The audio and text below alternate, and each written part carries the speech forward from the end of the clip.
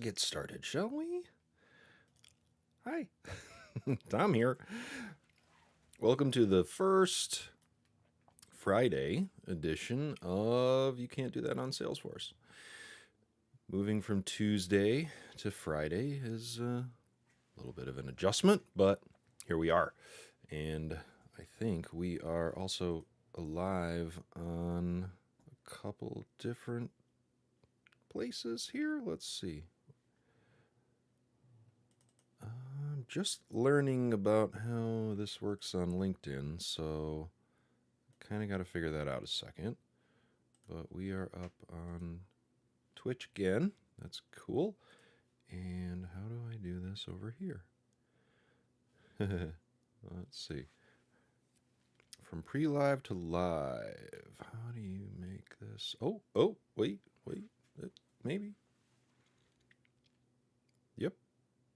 Yep, there we are. Okay, I think so. I think we're up. There we go. All right. Hello, internet land. I'm so good at this. All right, we're alive everywhere, and we are back to building YCDRPG. Let's get some code up, shall we? There we go. During our last episode, it was all about battle math, because we are trying to figure out how to make a sword, how to make a sword do damage against a goblin wearing armor. That's our use case, our user requirement. Ended up doing some math in a spreadsheet here to kind of figure out, like, how's this going to work? Because right now our whole app is just doing 5 damage to each other. Not a very exciting battle style, if you will.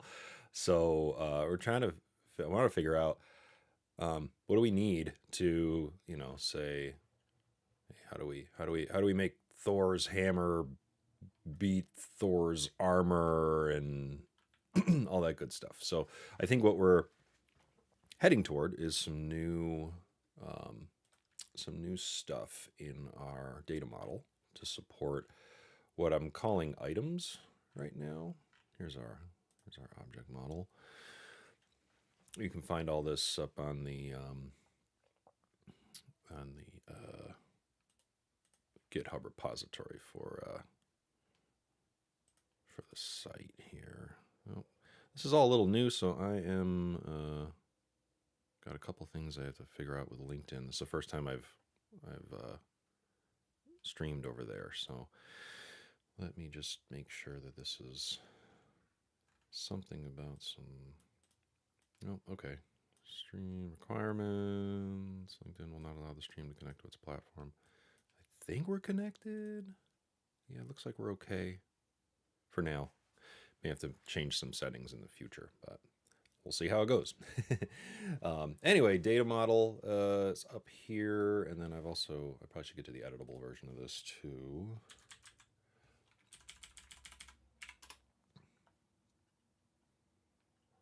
Here we go.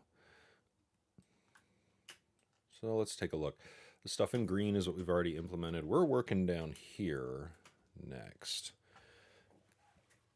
I gotta put armor and weapons on these characters in these games so that they can fight goblins and ghosts without dying.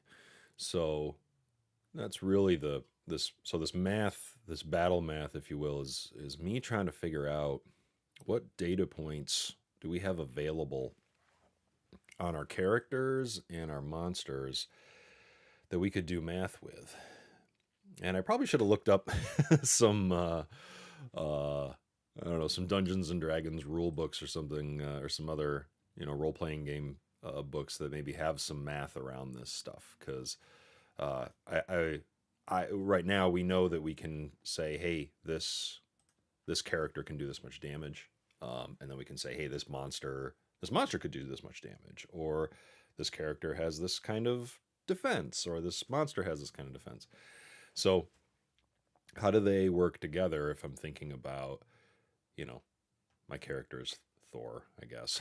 um, uh, if he's attacking a goblin, what are the what's at play, right? We can say, well, Thor's going to do some damage. The goblin's going to have some kind of defense, right? Um, Initially, it was like, well, what if you just took the attacking damage and subtracted the defending damage, right? And then you get total points. And that kind of worked, but as soon as the numbers started getting any bit big, it didn't work after that. So that was, that's kind of the that was a sticking point. We need some more data points to like make the numbers work and have like some ratios between each other. So then I played around with some ratios. I tried to say like, okay, well, the other thing I wanted to add was maybe there's a way to use the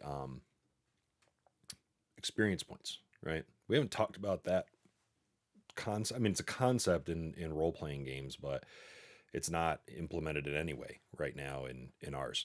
So maybe that's something that we need to have and some way to use as an incrementer. Right? There is a setting in our game that says if you once you defeat a monster, you get this many points, right, for experience points for defeating that monster. So that number will continue to grow, and then eventually it should be advantageous to a character or to a monster if they're very strong or very experienced, to either do more damage or take less damage. So that was kind of the next piece. Like, okay, let's pretend that we've simulate a little bit that we've got some experience point concept here. So I was just sort of saying, all right, if Thor has 10 experience and the goblin has 10, because our monsters could have experience too, right? They should be at some kind of level.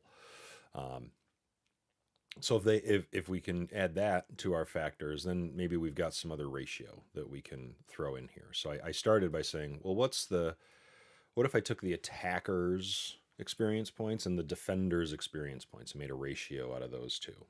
That would allow either, that would give the attacker either a buff or a debuff relative to their experience of the enemy or the monster that they're fighting. In this row, it's like 1-to-1, right? 10 experience points here, 10 experience points there.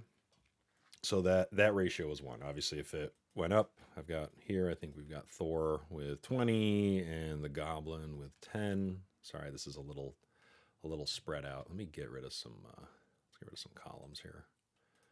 There we go. All right. So if the character's experience is higher than the monster's experience, that ratio continues to go up. That could be some kind of bonus, right? It's not a straight shot number though, so it doesn't it doesn't completely punish the defender. It just gives it kind of a multiplying effect. And then the other thing I was wondering is there a ratio between the damage that the attacker wields? So again, if I look at line 29 here, maybe I'll just highlight this so it's easier to hone in on.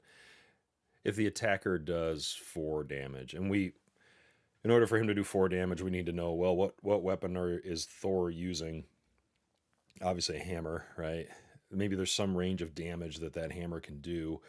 And then we'll roll we have a random number generator invocable in our flows here, so we can roll that number and then we've got something to calculate against.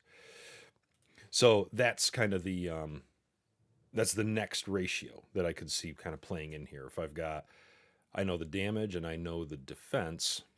If the damage is greater than the defense, it benefits the attacker. If the defense is greater than the damage, then it's going to favor the defender.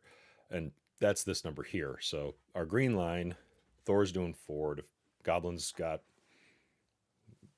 piece of wood, garbage can lid that they're holding, and they can do 2 defense. So the multiplier there is 2 in favor of the attacker. So then I was like, well, what can we do with those two ratios? Again, my simple I feel like sometimes when I'm experimenting with these sorts of concepts, you have to just like lay out some numbers and see how they play. So that's what I was really doing here, is to see, you know, without getting into something more sophisticated, to simulate a lot of this data, which that might be a next step here. Let's just lay some of this out and say, okay, I'm going to test a theory that, um, if I can use these two multipliers and factor them against the original damage that the attacker was doing, maybe I can arrive at something that is what I'll call raw damage, right? This is not a lot of this too is like, this is all data inside the calculation, nothing exposed to the end users here yet. But let's guess at this. All right, attacker damage, raw damage, multiply it all together. I don't know. I don't know if multiplying makes sense, but somewhere to start. So take the damage, multiply it by the first ratio, multiply that by the second, by the total. I get to this raw damage of 16. I'm going to round that because we're going to just deal in whole numbers in our game, and I think we're just rounding at the center. So halfway up, halfway down. Halfway up is +1, halfway down is -1. And then how to adjust that. All right, so this gives us a potential value that we could use. Now, I don't think it's fair to say Thor did 4 damage and somehow got all the way up to 16. So what I did was say, it's nice that in this calculation you've got this huge raw damage number, but he only ended up doing 4 to start with. So let's just go back to that. Now, why do it that way? I think just to make sure, really just to test this, test this calculation and see if it's going to hold up or not. I don't know if it necessarily holds up because in all cases where the raw damage goes way up, we're just re-rounding it back down to its lower number. So if I look at, let's look down this a little bit. We can see here. Let's highlight this row. So this is an example. A goblin is fighting a character, and the character has a higher, more experience points. Okay, so that affects this ratio here, and more a higher defense than the attack. Okay, so what happens here? We're actually taking the 10 that the goblin was going to attack with, but it's actually being reduced by the ratios.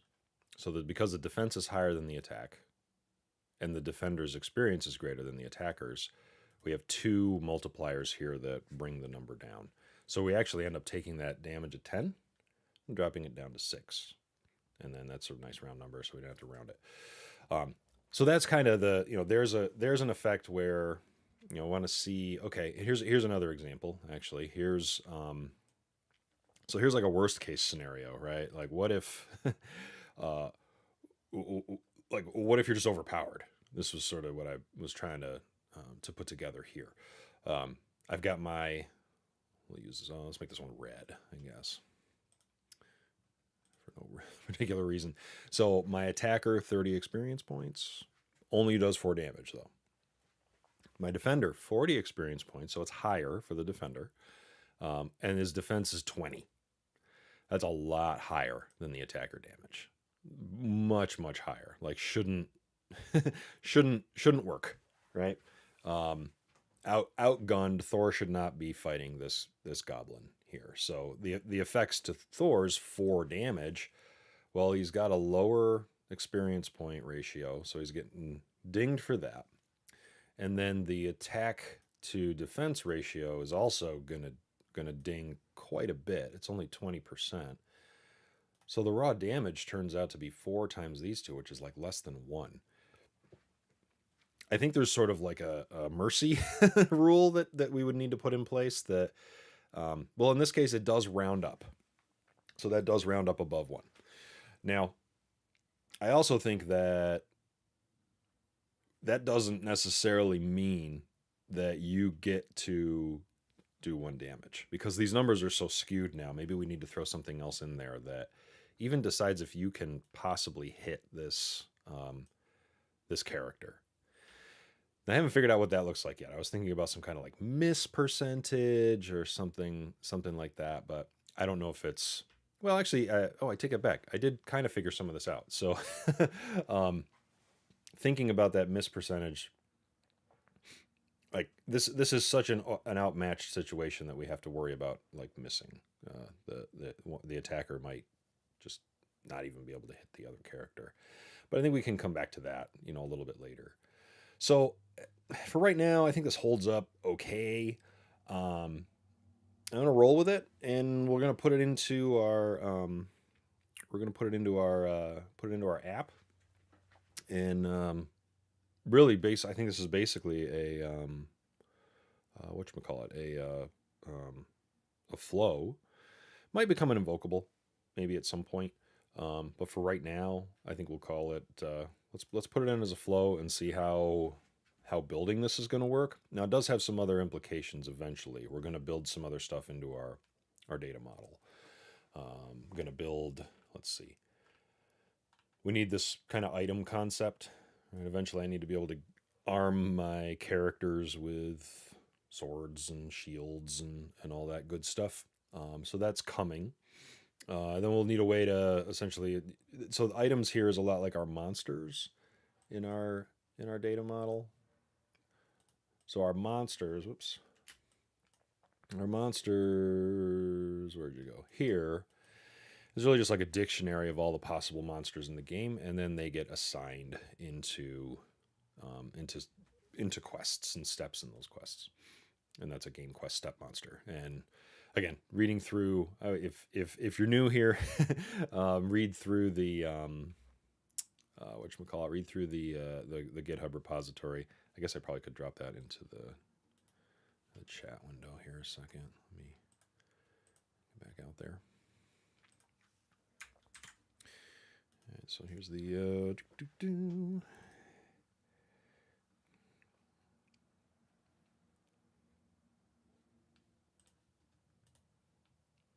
Yep. There's the. There is the.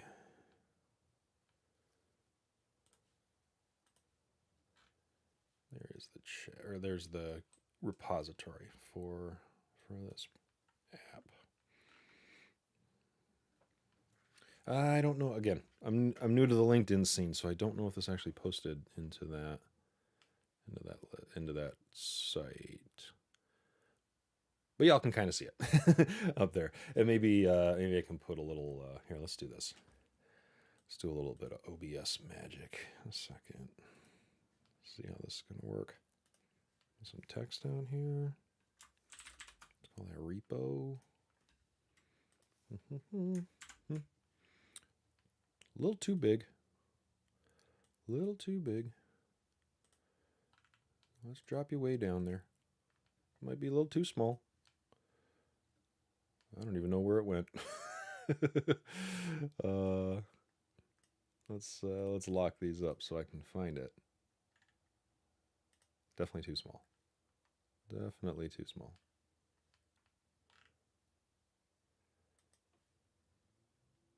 Oh, I see it. Oh, nope. What is going on here? Oh no, that's something else. That's the yeah, that's not what we want. We want this. There you are. You teeny tiny little thing. Not even the right color. Okay. Here, let's edit this. Let's give you, make it a little bigger.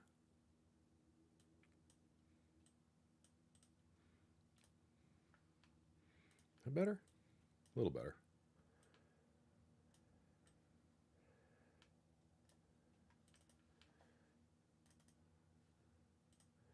Probably needs a different color though, right? Let's see. How do we?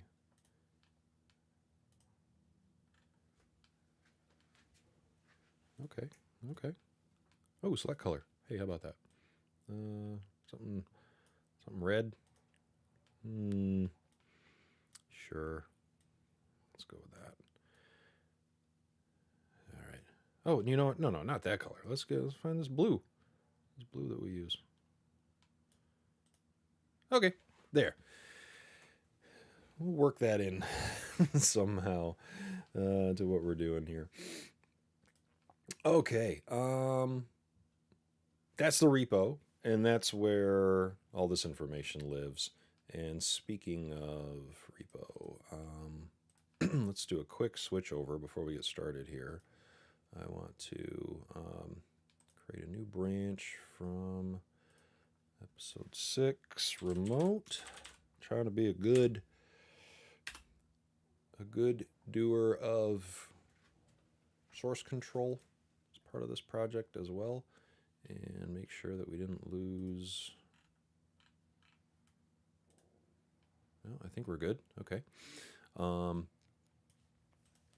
Just gonna do a quick poll, make sure I honestly forgot to do that before uploading and merging episode 5. So let's do that real quick, and we can get into our org in the meantime.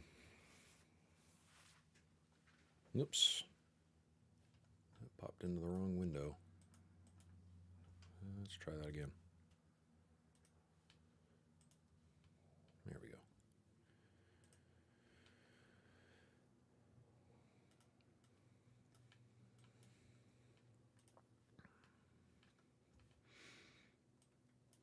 All right.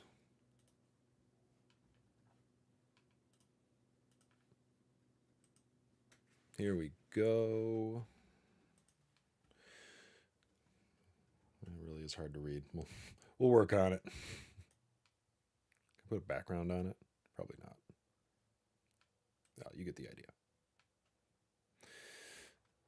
All right, here's our org, and did we get anything? All right, nothing new from the org for our repo, so we should be good. Let's turn this battle math thing into a flow that we can pass some parameters into. What parameters?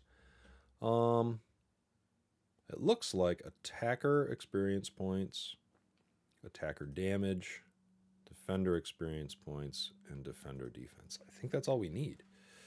Then what are we going to do? I mean, we actually could just formula this, right? I like the idea of using a subflow because we can then drop that in a few different places in order to do the calculation, rather than just drop it into. I don't know where else we're gonna need it. I guess maybe that's the other question. Because if we look at our flows, we have all of these. These are all responsible really for setup or flow of the game. So if I kill all the monsters and it's time to do another step, then the engine calls new game quest step and it sets everything up for us. And that just kind of keeps going and going until the quest ends. There's a bunch of logic in here, but really the one that we care about when we're playing is the play flow. This is where all of our work happens.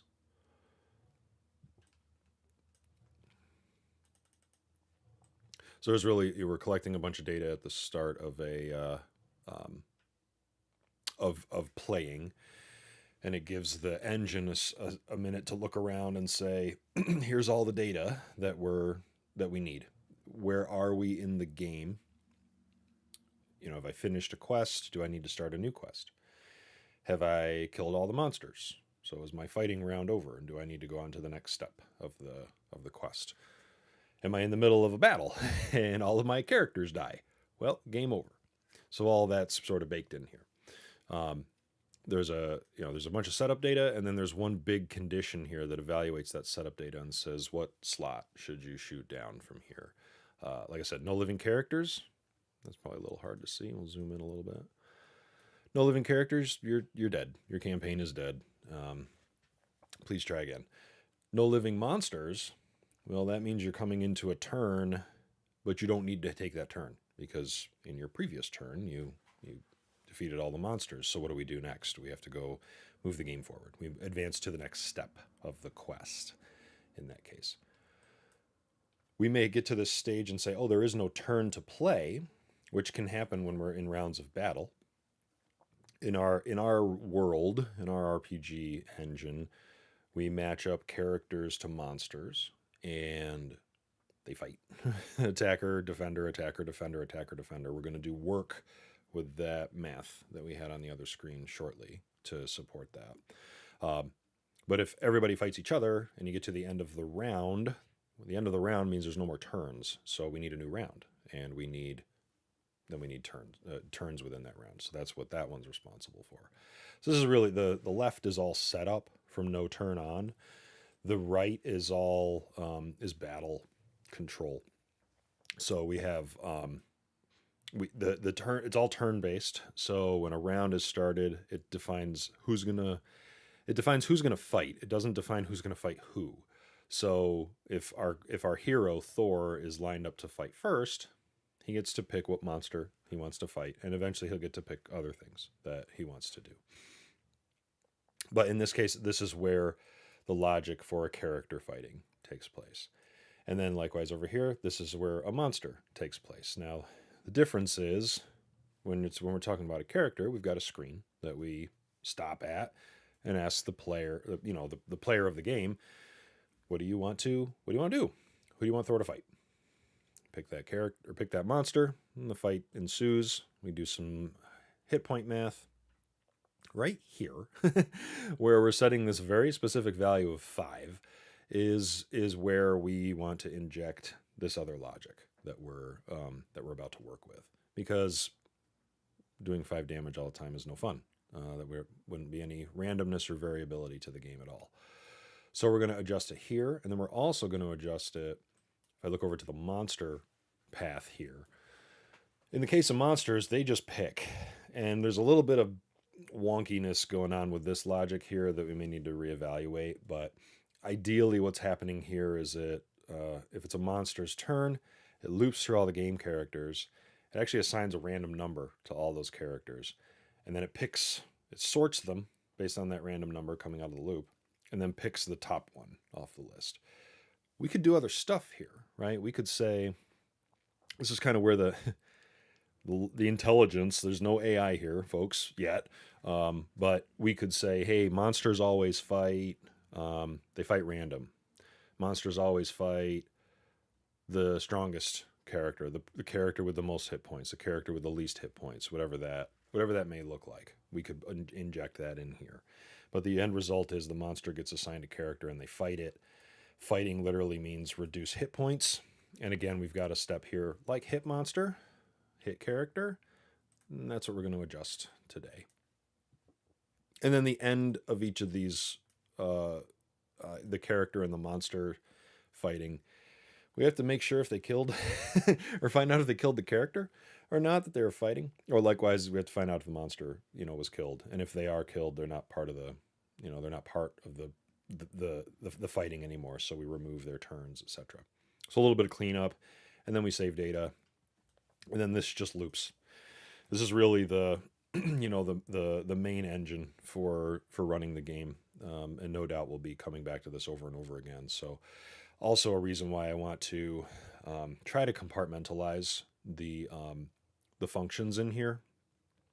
If I'm especially my character and my monster, they're very, very similar in their behavior.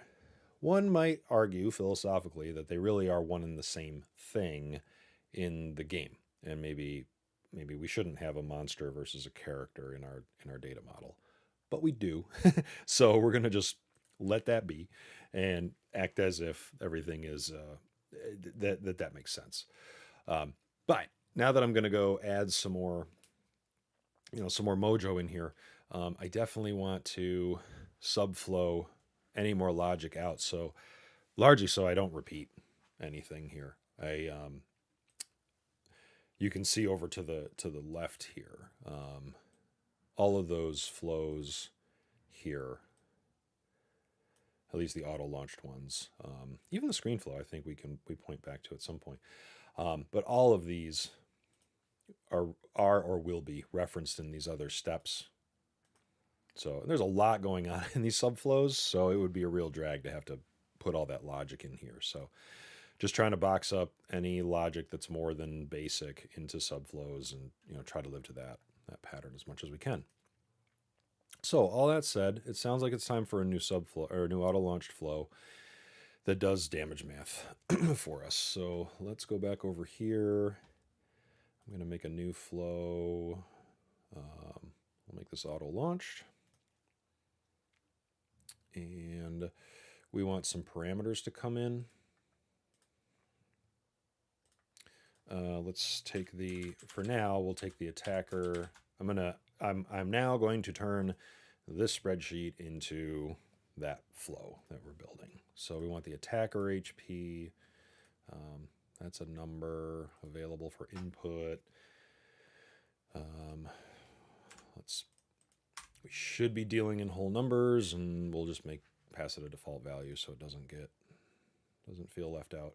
Let's save this. YCDRPG. Calculate damage. Sounds good for now. And that all looks good. Yep, nothing connected to the start. That's okay. So we need attacker XP. We need defender XP. All right. We need what? Attacker damage and defender defense.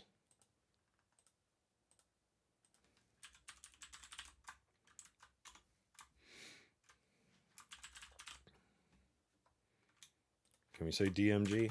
Sure. I think I forgot to make that other. I think I forgot to make Defender XP. Yep, we need that available for input also. Did I do that for all of them? Got that one. Got that one. Got that one. And I'm just going to check again because I've already forgotten. There we go. All right, attacker damage and then defender DEF. Okay.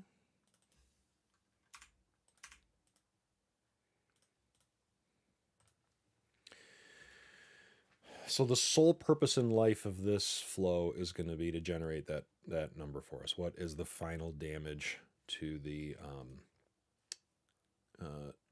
defender? And we're just going to pass it back. We're not going to act upon anything while we're in here. We don't really need to. We just need it to do some math and do some more math and do a little more math and then return the damage. So let's we probably want one more. We want one more resource here, which is the we're going to send this back, which is the let's call it we'll just call it damage.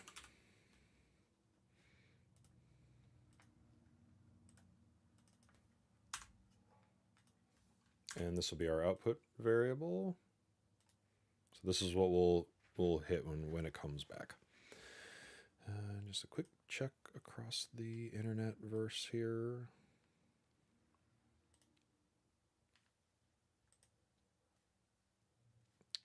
Streams are streamy. Cool. Cool. Okay. Carrying on. Using this app called Restream, which lets you send stuff to send streams to multiple locations, so you can cover the gamut. All right, so let's turn our spreadsheet math into a flow. We need 1, 2, 3, 4, 5. It's really a big honking formula. At the end of the day, I'm gonna build out the parts of this so that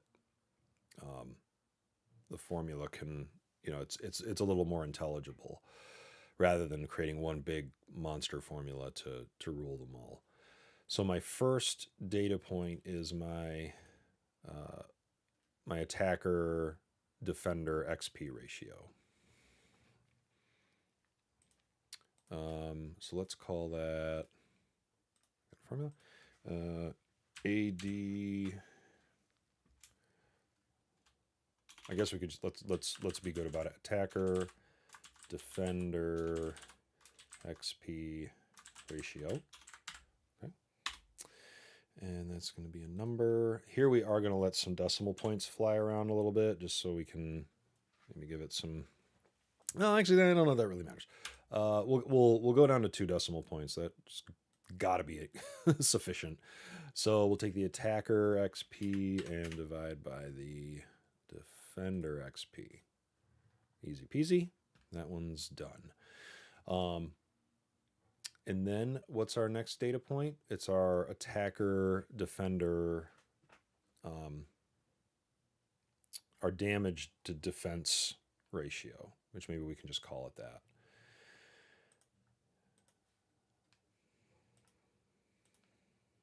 Okay, another formula. Damage defense ratio.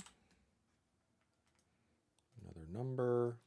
So this is our attacker damage divided by our defender defense. Got it. Save this real quick. Okay, so we've got this one. Good. This one. Good. So now our raw damage is it's a formula of formulas. Raw damage. And that's also a number. And that is our attacker damage times the 2 ratios. Not saying this is right, but this is what we're going to do for now. Oh, where'd you go? That times that times... That's the attacker defender XP, and then we want the damage defense ratio. Okay. So that's our raw damage. That's this one. Check. We're going to round it. I guess we could just round in that other... in fact, I think if I just do this, raw damage, if we take this down to 0 decimal points, it's going to round for us. I don't recall if it rounds middle up, down, or if it always rounds up or rounds down. We'll have to check it out a little bit. We might need to throw a second formula in here just to see what it gives us as our raw damage. But if that's cool, then we've got this taken care of. So then we're going to adjust the damage. If we basically say if the rounded raw is greater than the original, then we're just going to use the original. So let's add that.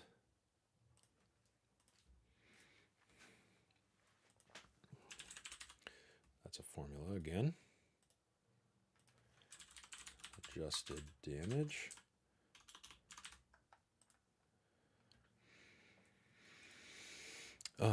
That's a number back to 0, and then if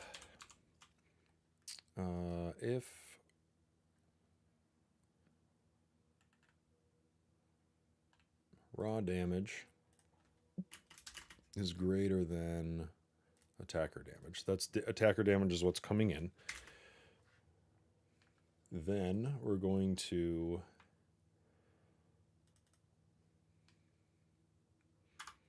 we're going to use the incoming damage if it's greater. Otherwise, we're going to use this value. Incoming is the attacker. Whoops, the attacker damage, and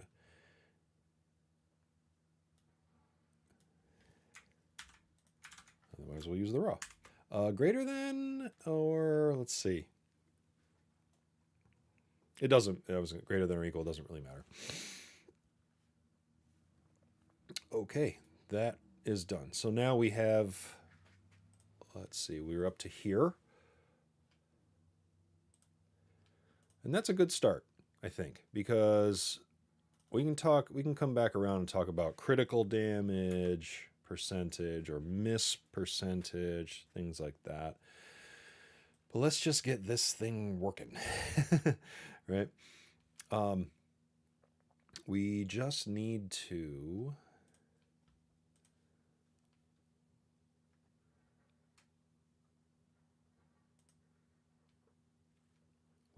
set our final damage variable to the adjusted value, and then that's it. All the other math should work. So let's set damage here. Let's say set final damage, I guess. So damage equals adjusted damage. There we go. That's it. Right? So we're passing in four variables. We're going to let those formulas step through them. Hypothetically, I could make this all one big giant formula, but that's hard to read for me anyway. Another way we could do this. We could have it actually just process the data as we go through it, right? So I could basically reflect what the formulas are doing in logic steps, and there might be more of that we end up having to do. You know, even taking which one was it? The adjusted damage here. Even this, I might pull out here. You know, like that. There'd be an argument to say don't put. You know, what philosophy do we want to apply to this kind of utility flow?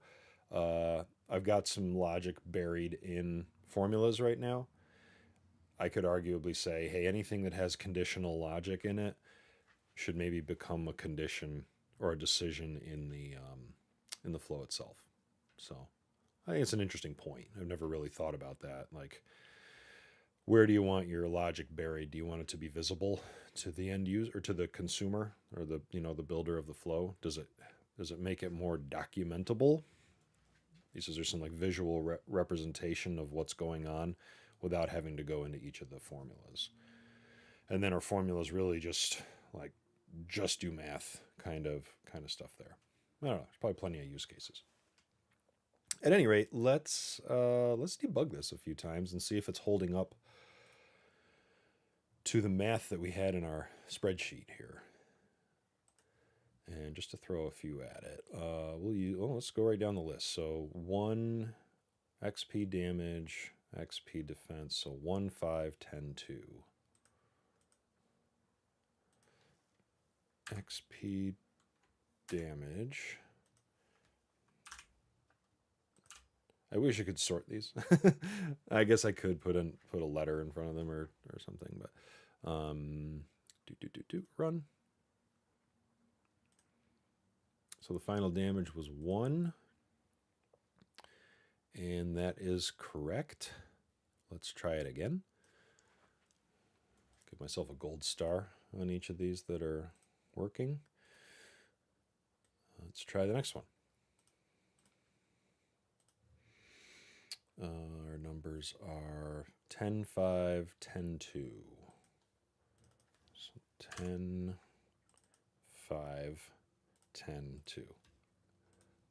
So the only change between these two was the experience points. Okay, so we should get 5 back here.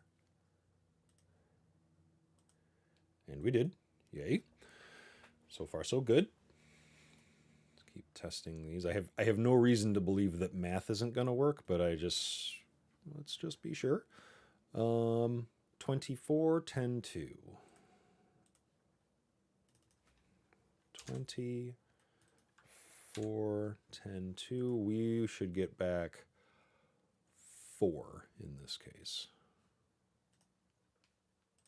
And we do. Let's do one more.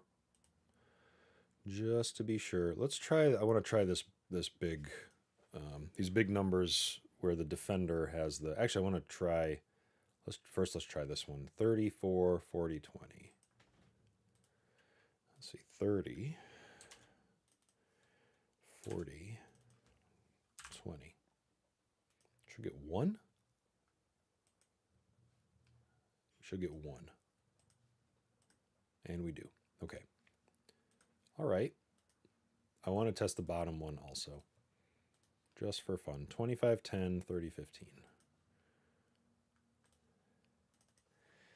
25, 10, 30, 15. 6 and 6. Cool. All right. Damage math version 1.0 is working. More stuff to be done there, but I think we can activate this. All right. And then we can go back over here. Now, what the components I don't have yet for that to pass into that experience points, we do track them. We have them on our, let's go out to our data model a second. Actually, let's just go find I think we've got a game from the last episode. So let's look at our game characters. Look at Hermione Granger. Okay, actually, take it back. That we might not have that yet. We do not. Okay. We do need that. Let's look at our data model. Yeah, we should be tracking experience points on the game characters.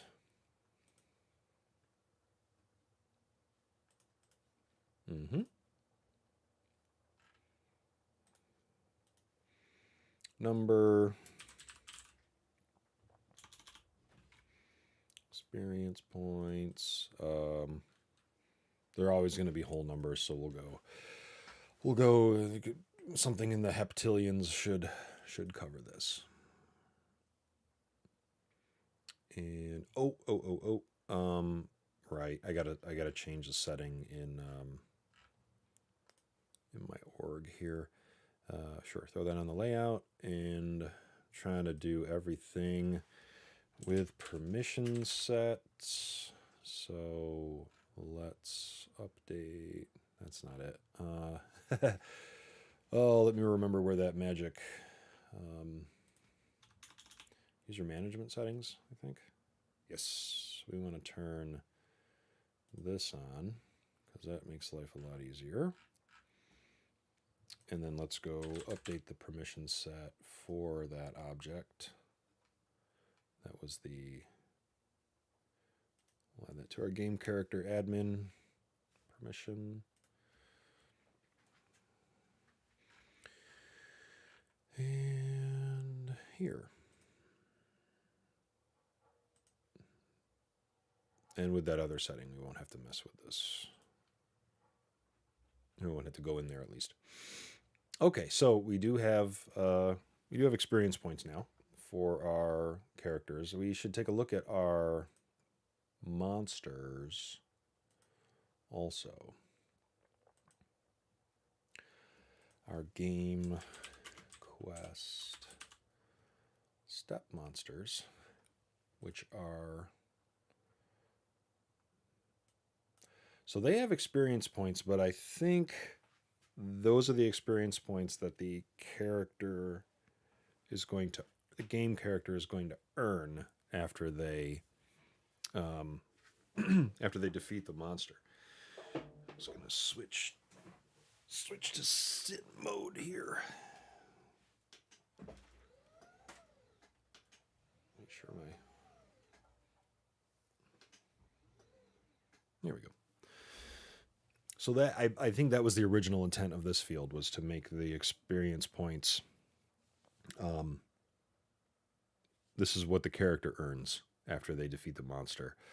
What we also need is the experience points. That the monster has, right? So they exist in this imaginary world. They're out defeating other heroes and what have you, and they're earning their experience points as well. So they have some kind of level in the game. Otherwise, we wouldn't be able to have relative you know, our characters and our monsters be balanced in any way. So let's change.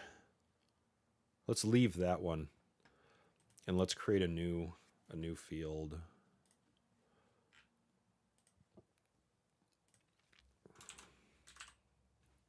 Experience points. I'll say earned for now. Let's see.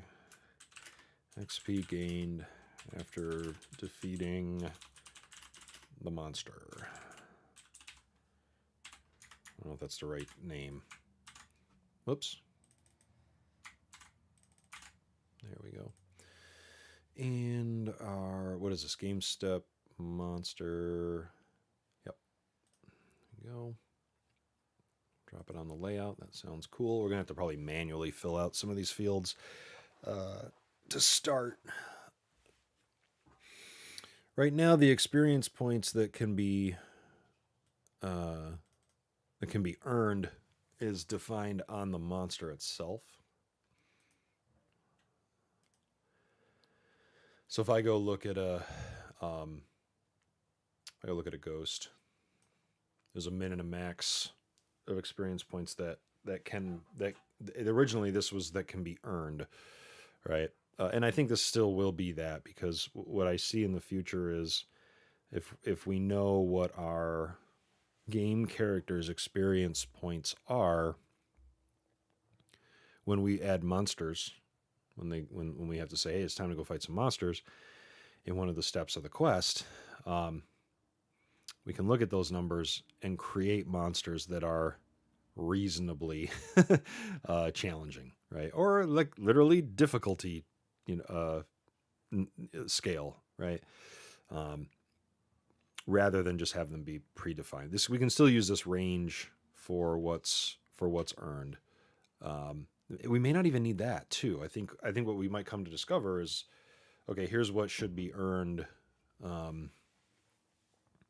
based on all of these other parameters. Some games, the further on you get in the game, the less useful the less useful it is to do damage to low level enemies, because I want you to move through the game. On the flip side, a game like Final Fantasy, you could go fight whatever they were, the imps in the very first part of the game as much as you wanted, but you're going to just keep earning the same experience points, and because of that, you're a high level character is also not going to grow their they're not going to grow their character nearly as fast. So either way, it's going to kind of force that issue. So we'll see how that plays. Again, more data points to do stuff with that we have access to, and we can play around with. Okay, so that's there, but what we just added was to our monster. So that's what's going to get populated now with that value. We do need to, I think, make a change there, because where we create our monsters, let's go find another flow here. Let's go find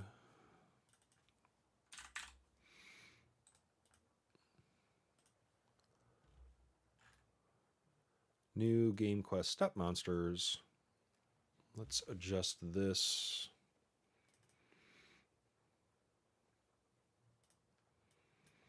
This is going to be experience points earned now. And of course, you're not going to let me do that. There we go.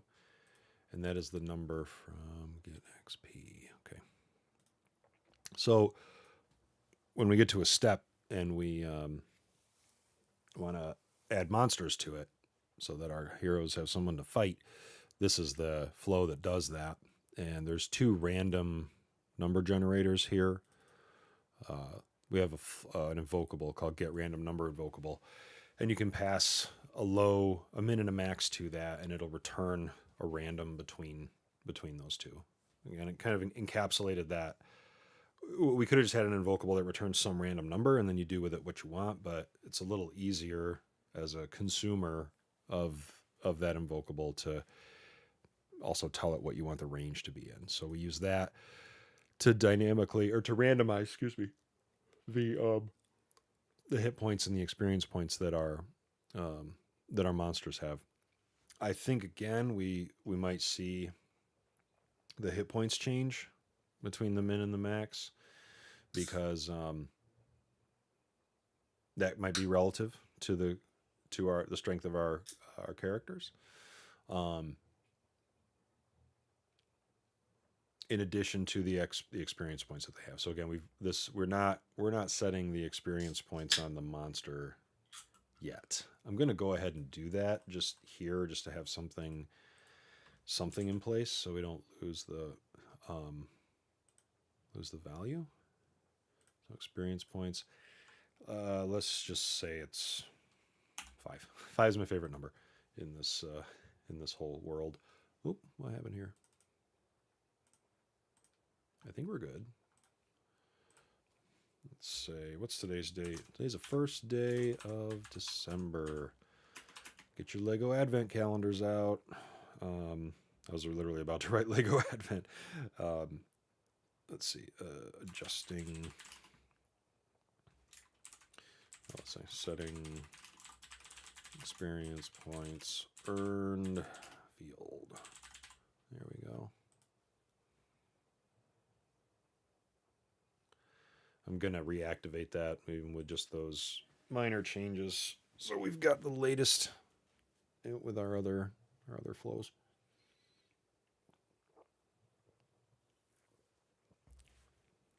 All right. Let's see here. Oops.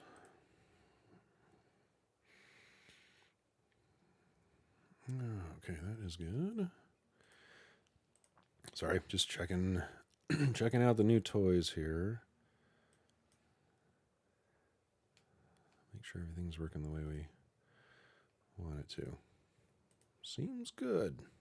Seems good. Close that out too. Okay. It's all right. Still just getting the newfangled stuff figured out. I don't know why this thinks it has a problem, but we should be good. Okay, so we have now we're going to go back. So we've got calculate damage here. Let's go use that in our play flow, because we'll discover what else is missing here.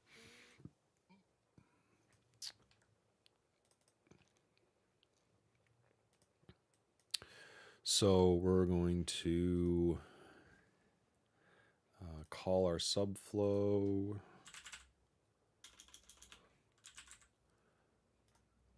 Let's call this, I'm just going to call this calculate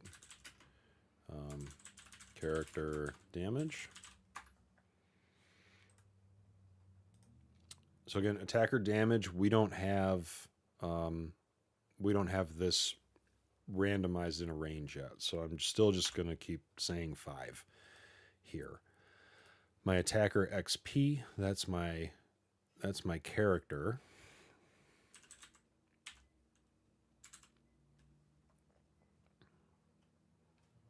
Let me double check which. Oh shoot, I didn't want to do that.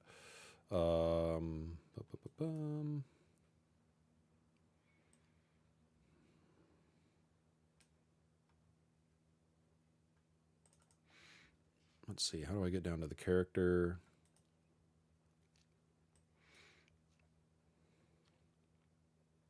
All right, so it's get turn actor. Get turn actor experience points. Yep. Okay, lost that thing.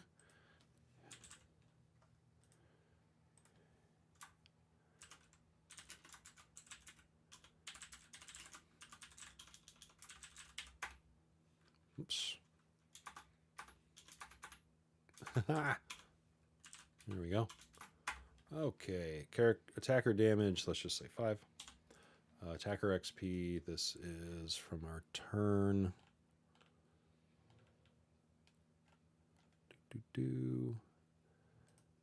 Get turn.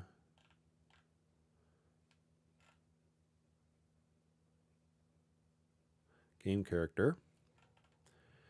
Experience points. Okay. And then our defender's defense, we don't have this yet either, so I'm just going to go with 3 for now, just so we have a little bit of imbalance there. And then the defender's experience points, do we have that on our monster, our game step monster? Did we just do that?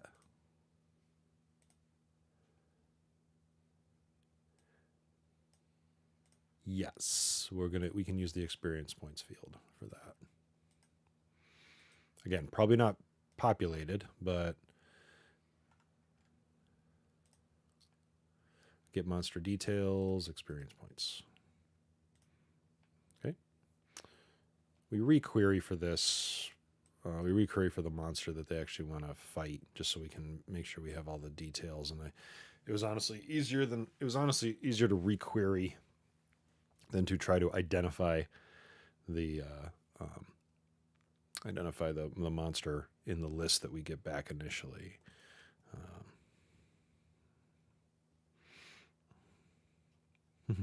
Oh, hey, man. Faizan FPS says, hey, I've joined quite late. What's this that you're creating? We're building a role-playing game engine with the Salesforce platform, which is probably something we don't necessarily ever need to do with the Salesforce platform, but that's sort of the name of the game for this for this show. Yeah, so it's fun, right? It's fun to.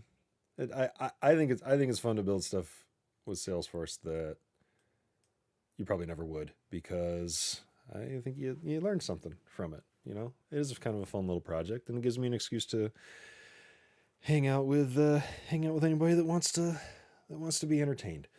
So yeah, that's this. So we're working in Salesforce's Flow engine. It's like their low code mojo, and if you're already familiar with Salesforce, Faizan, just let me know so I don't tell you stuff you already know. But it's their low code automation logic. So we're trying to use as much of that as possible to build a game engine. So right now we're working on making the damage calculator. Oh, awesome! You're a developer. All right, cool. So I'm definitely telling you stuff you already know. But so we got a bunch of like static data values in here for damage and defense and all that stuff. So now I'm trying to kind of think through like, hey, how do we make it not static? How do we make it a little bit more dynamic and figure out damage and defense and all that kind of stuff? So starting to take bits of this and wrap them into some subflows and some other just calculations. So we're starting to step through that. And we were down here. So we have the subflow that gives us our character damage. Again, it's got some hard-coded stuff in here still, but we should get a value out of that, and we can replace, when we do actually finally do damage to the monster, let's get character damage. All right, that's a little more dynamic now. And that's the character path of damage. So let's go to the monster path of damage and do the same thing. Just flip the... I'll copy this.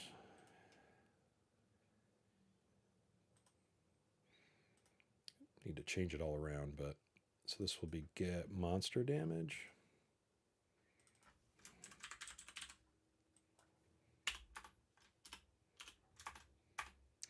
So the attacker damage, again, we don't have we'll handicap the monsters when they attack. They're only gonna do 3. And the monsters, I can grab this. And this is going to be a little messy, and I don't know if it's going to be happy about me just changing these values around, but that's okay. We'll make the defender. Yeah, the defender actually that's our hero. We probably want that to be a little stronger, but okay. So our attacker is the monster. We are passing in the damage that it does. We're going to make this random or dynamic in a minute, and then we have the experience points of the monster.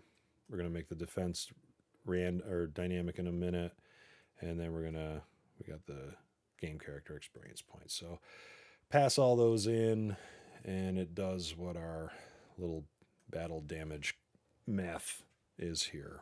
For better or worse, no clue if this is going to work in the long game, but somewhere to start. Okay, let's save that.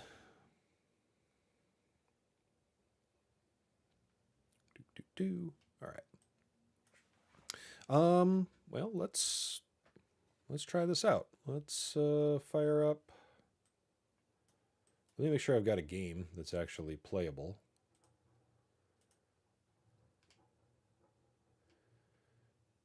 We do have a game that's playable. We're in the middle of one of the steps of the game.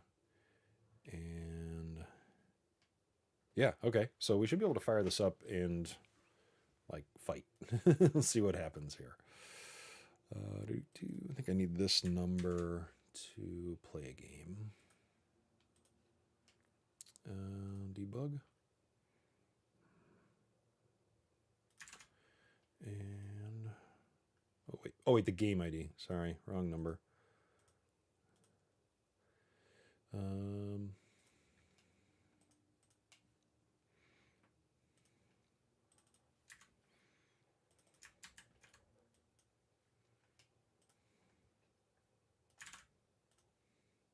Okay, so in this game we have 3 characters, Merlin and Thor and Hermione Granger.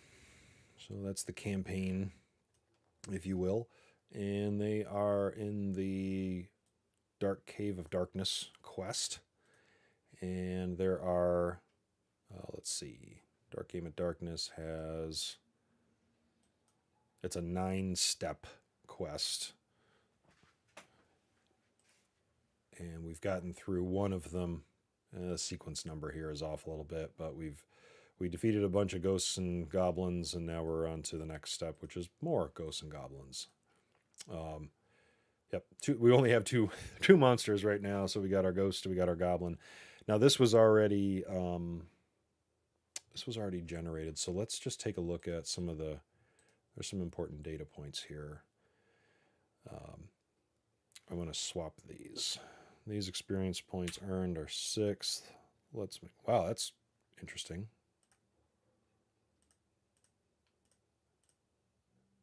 I don't know why it's doing that. That's really weird. Because that should be a whole number.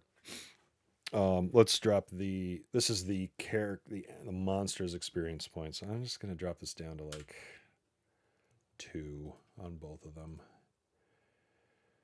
And we'll swap this out again. 6 and 2. That's really weird. I guess I should check that field and see if it is actually maybe I've got it set as a decimal under the hood, or maybe that's some interesting Salesforce funkiness leaking through, whatever the case may be. Okay, there's we don't have experience points being set on the monsters right now, and I also want to check the game characters. Because I don't think they have no experience points right now either, which technically it's a brand new game, but they've at least finished a round, so I'm going to go ahead and give them all, let's close out our monsters here.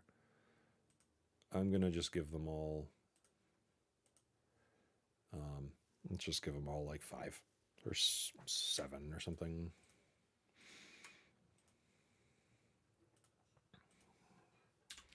Five and 6 and 7. Okay. So now we should have all the data points that we need to close out a couple of these too. All the data points we need to run our tests, or at least run a turn and see how things play out.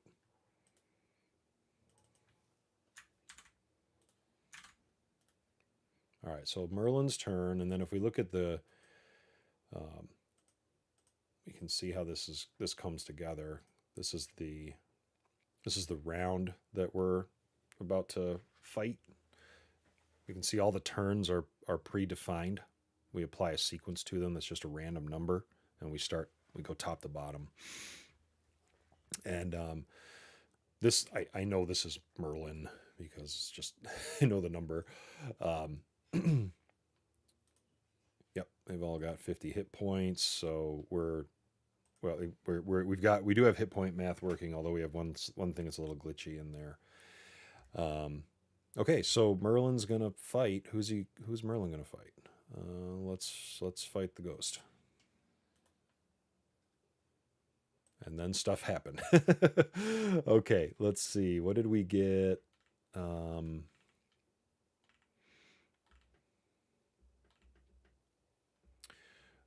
Let's see. We did our character damage math. So we're still doing 5 damage for all of our heroes.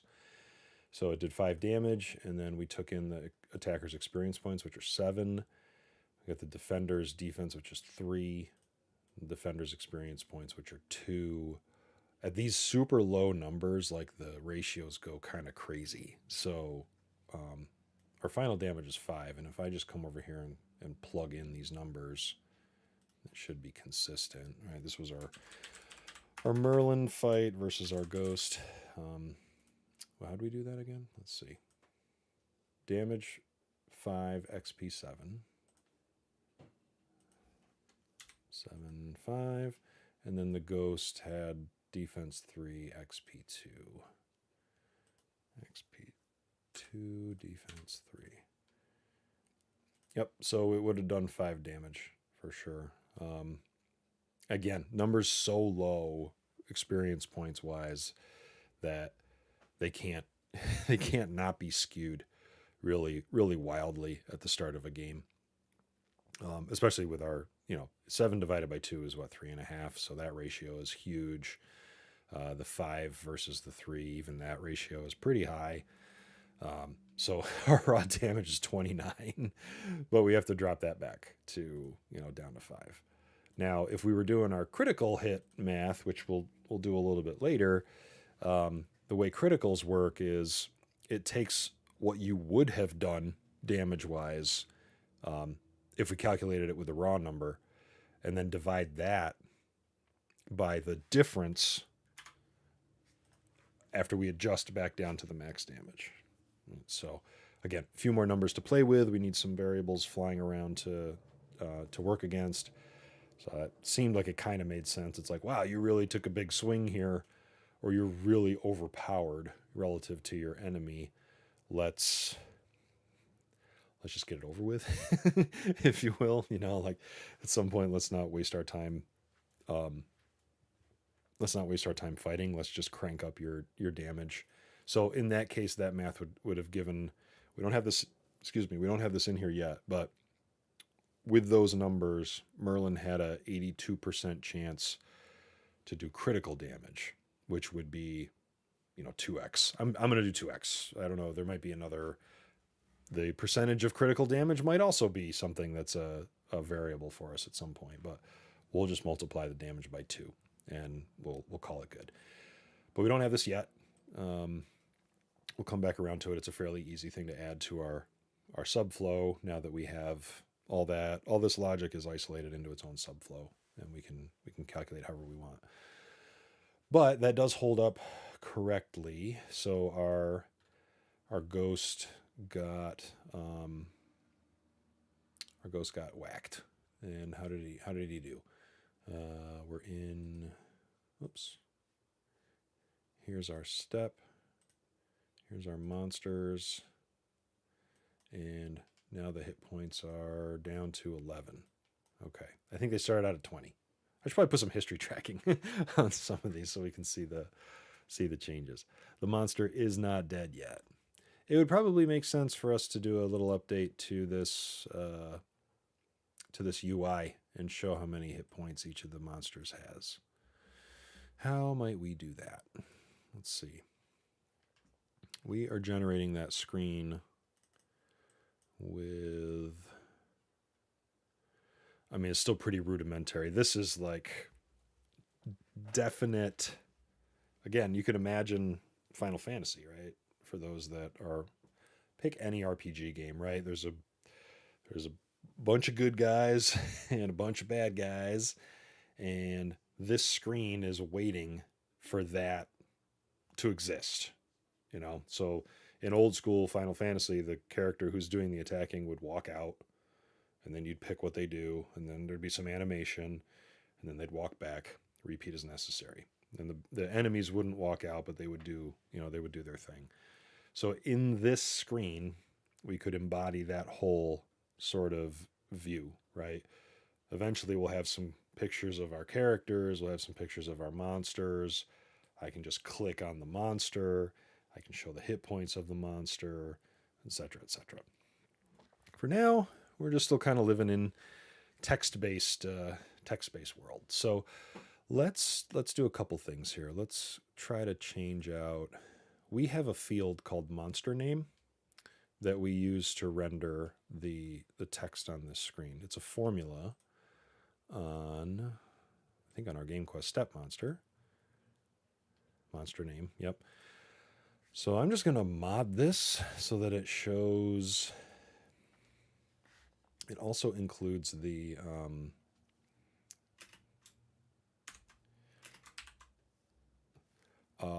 hit points remaining. And could we do, let's just throw it in parentheses for now. Ah. Oh, yeah, I'm sorry. Can I plus my way? No. I've only been doing this stuff for 100 years, and I just not remember. That's going to be experience points. Oh, no. Not experience points. We want hit points. Hit points.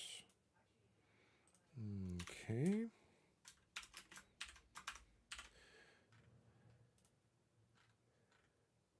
Oh, yep, okay. And oops.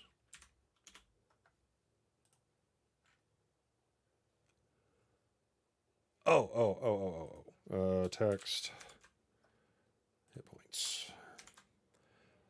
We can say HP. How's that? Not text. Text. Okay, and there we go. Save that, and now we should have a new. Now we can check our value again, and let's see what that looks like. Will it just kick in? Let's find out. Uh-oh, Ghost attacks Hermione Granger. Oh man, how'd we do? Character is not dead. That's good news. Attacker does 3. Hermione does 2. Oh, we are missing.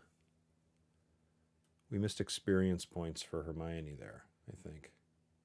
Did I? Game character experience points are 0. Well, that doesn't make sense. Game character. Get turn game character experience points 0. So we did null damage because I think we did some null. We did some divide by 0 math in there somewhere. So, Oh, and we're actually not. We're not actually replacing that value yet either. So, Okay, something's... Defender XP. We don't have the experience. Get turn, game character. Get turn, game character, experience points. So... And let's see. Why wouldn't that... Do we not have... Well, wait. Get turn. We know the turn... We know the... Yeah, we should know that from here. We should know that from the turn. So why don't we... It would have been... This... Step... Rounds...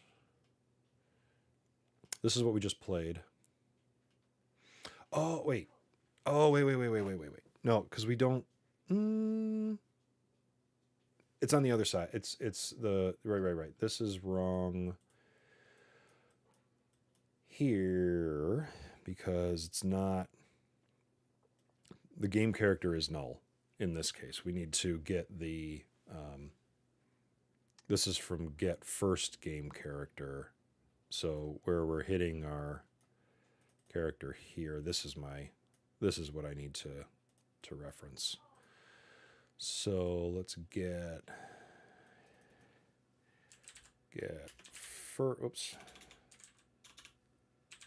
first game character experience points. There we go. Just the wrong reference. That makes sense because the turn knows a little. The turn knows that it's either the character or the monster that's doing the attacking, but they're two separate fields. So this field wouldn't be populated. I was trying to get the turn's character's experience points. That won't exist if the monster's attacking. So that's why we got a null on the other side there. All right, so let's fire it up again. Now Hermione survived because she didn't actually take any damage. Next time around, I guess. So we are gonna... Let's see who's up next. Well, there we go. That's super weird. Let's go look at the hit points on the game step monsters.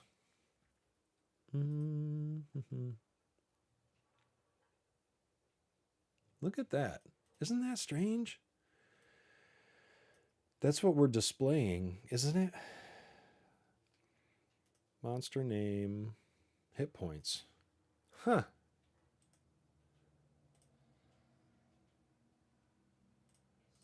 I have no idea how that would... I don't have any idea how that would have gotten there. But hey, let's run it through. Goblin. All right, how did we do here? Get character damage.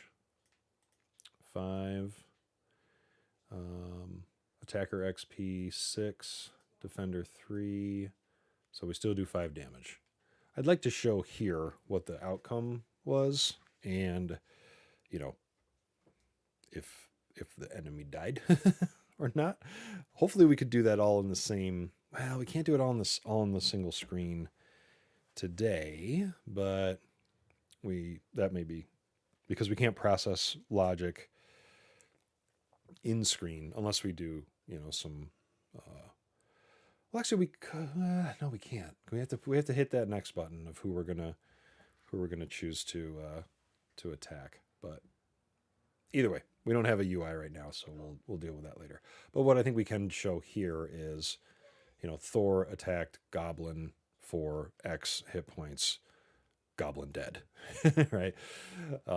It's not dead now, and I'm honestly curious if we come back through this, the Goblin's going to attack Hermione.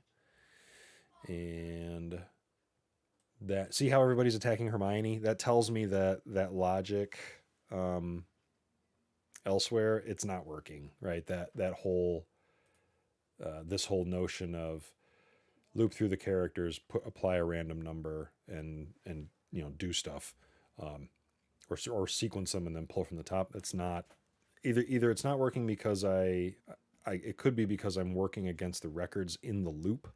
I think I've run into that before, or it could be something else. I don't know, but we'll see. We'll come back to that because I don't want everybody beating up on Hermione the whole time here. That's what it's doing is just pulling the first character that's been assigned to the game. So okay, so there's that, and then it's Hermione's turn. Now here we go. We got a good number back. I don't know why that carried through, but we can see the difference there. So yeah, sure. Let's fight the goblin. The goblin should die. I think we're still doing 5 damage. All right. Oh, we're lacking monsters. Oh, wait, no. Are we on to a new round? Let's see. Hang on one second.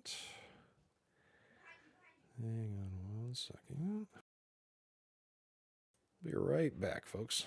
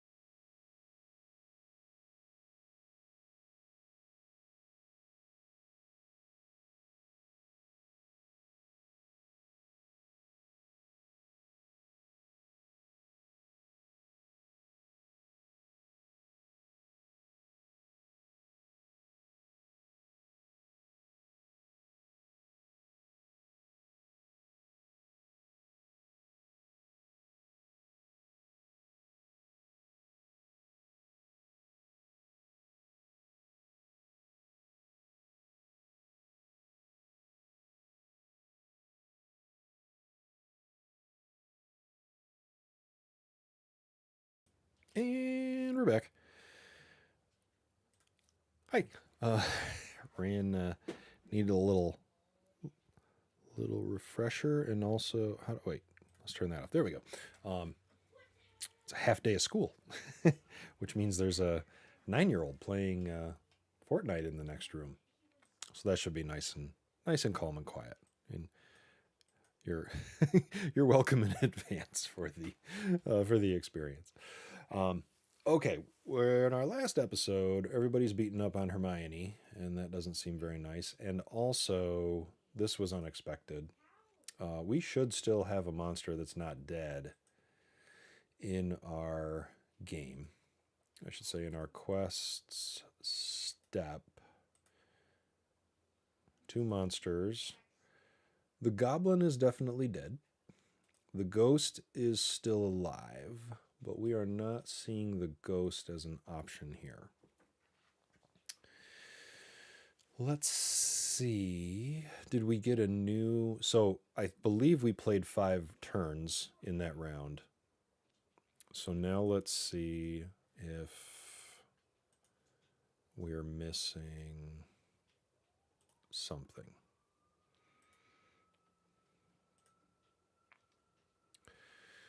Oh,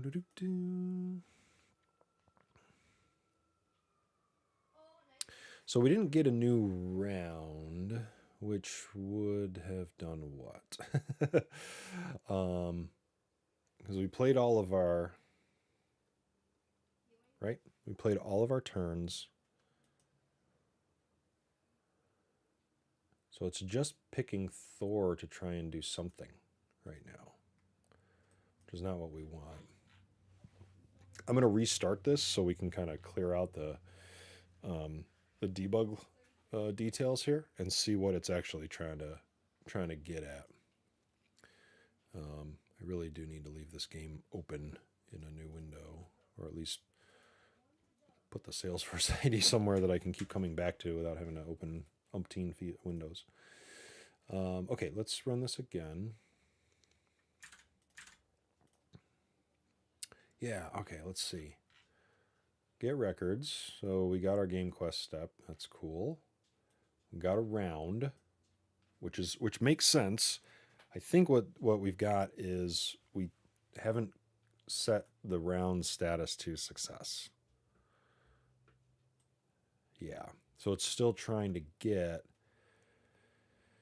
a turn that's pending. Now it shouldn't find that. I guess that's where it's a little squirrely, right? It makes sense that we got a round. Does it make sense that we got a select the turn where the game equals this and the status is pending? Sort records. We're not doing a filter on the round here. But I think this all stems from the fact that the round is still pending. So nothing is the clock's not moving forward because we are missing that. Let's see.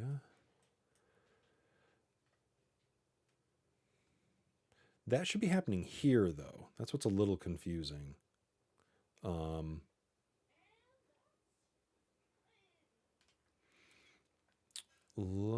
So let's look at our queries here. Get the game step quest. Get the game step quest record where we pass in the game. The status is pending. That makes sense. Then get the round. The round is still pending. Then get the turn. This is where it's weird because I don't know. Actually, let's pull this out into the dev console and see what we can see.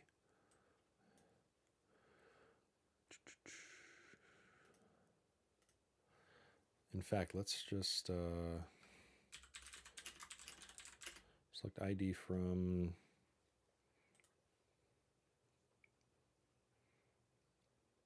game quest step turn.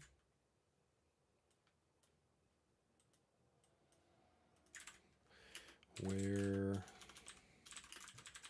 game ID equals stuff equals this. Oh, just game, sorry.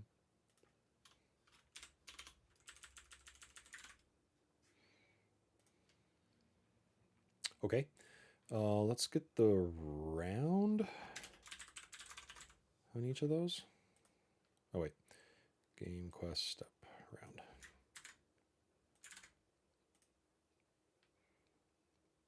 Okay, what's the name of the field?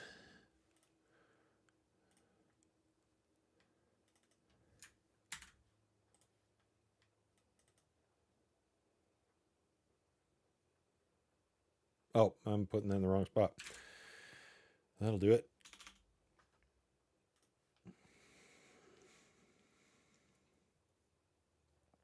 Let's see, how many rounds?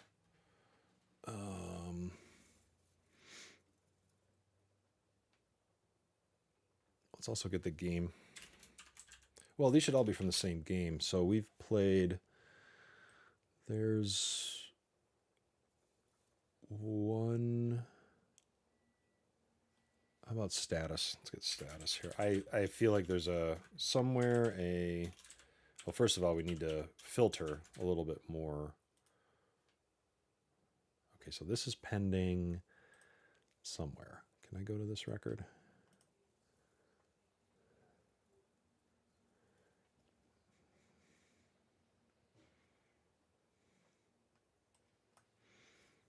So this turn belongs to this round, and this round belongs to this step.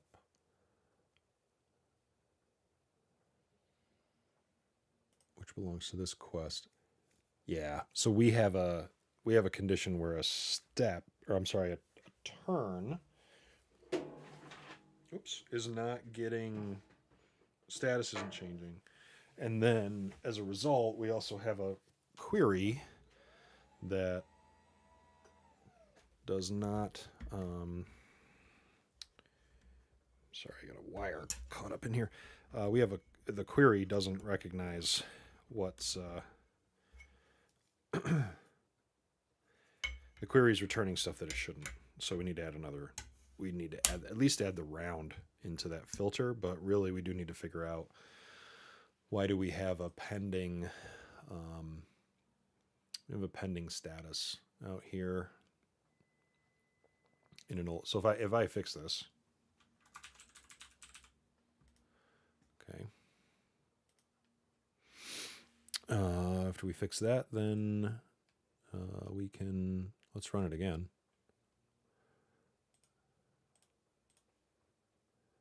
Yep, no more turns, need new round. Doot.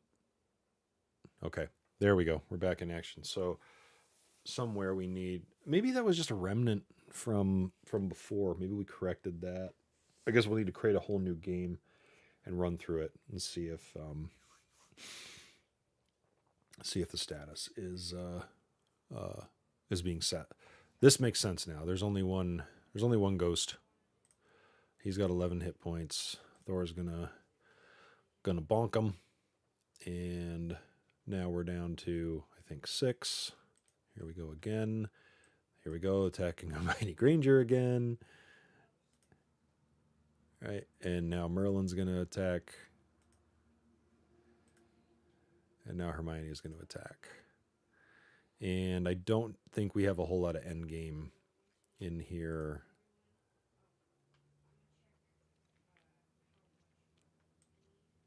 See, that's so interesting, because I think we just moved on to the next quest. And these numbers are bizarre, man. You know? They shouldn't do that. They shouldn't be that squirrely.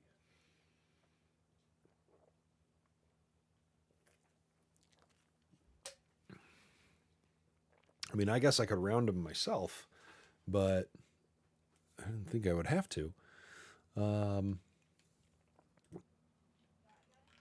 Yep. So we did. We we tested something we didn't know we were testing. Back here at the game, we moved on to, well, I think we just moved on to a new step. Yep, new step. Still got to fix that sequence, but so this next step, same two monsters over and over again right now. That's just kind of how we're doing it. But oops, what just happened there?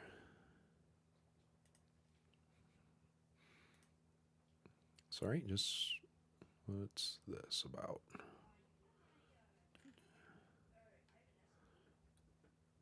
Okay. We're always doing the same monsters. We're literally just looping through the monster options to pick a couple that we really just pick what we've got. So there isn't even there's not a lot of randomness or selection going on with the monsters. It's just always a ghost and a goblin, which is a space that we could also need to do some more work on as well. In the meantime, though, so we move from one step to another. That's cool. We have some logic going on in our battle math, and we are what are we lacking right now? We still aren't able to tell. We still aren't able to give Thor his hammer. All right, so I think we can spend a little bit of time building building a data model around the items, the inventory, if you will, so that we can start to, give actual weapons to the characters, and they can hit with those instead of just hitting with 5 or 4 or whatever damage each time. So let's switch gears and do a little of that. Now that this is, although I would also like to figure out how to make this work. So how can we tweak this logic so the monster is picking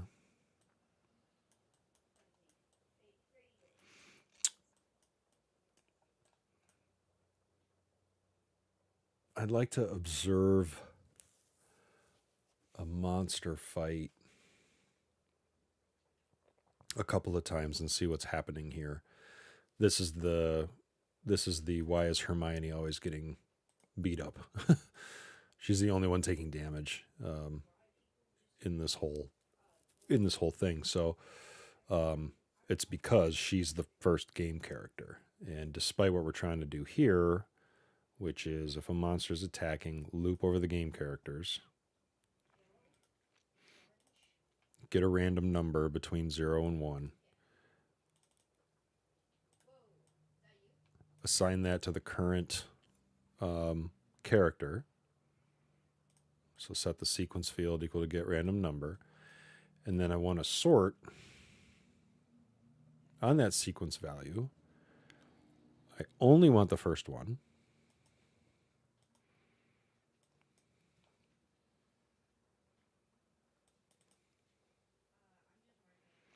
This is the problem. Because I am using get living game characters here still, which I don't think we...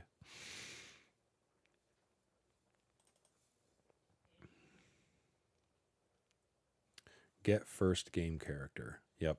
So if we sort this, I'm going to keep all. If we change this to use the sort... Oh, wait. Can we not do that? Okay, we can't... Wait. Maybe this is the problem. So when we sort... let's see...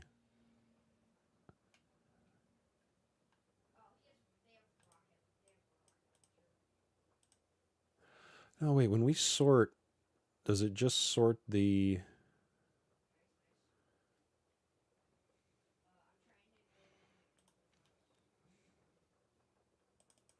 I think it's still just sorting that value, though, right? because we don't get a new data source for the sorted. We don't get a new data source for this. It should just be sorting the values. So I guess we just need to observe what's actually happening here. Because get nth character, get nth collection item invocable. You pass it a list of records or a collection and tell it what index of the thing you want, and it'll return you that thing as a record variable. So I wanted to just pull the first one off of the top rather than do like some kind of weird loop thing. But that doesn't seem to be what we're getting. So let's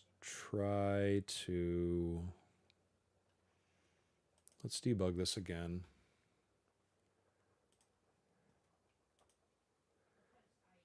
I'm gonna, all right, you know what? This is the game ID.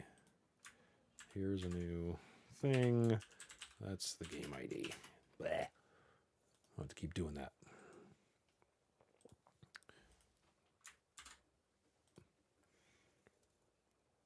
All right, let's get to a step where we can see a monster do its thing.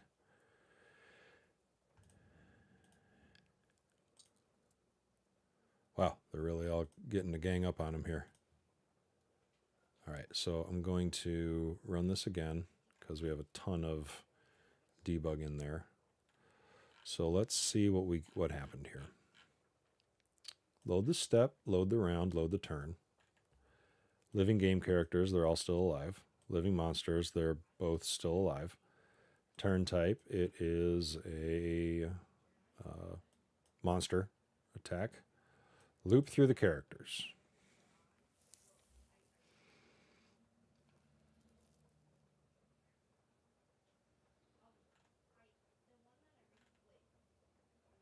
So this is also strange.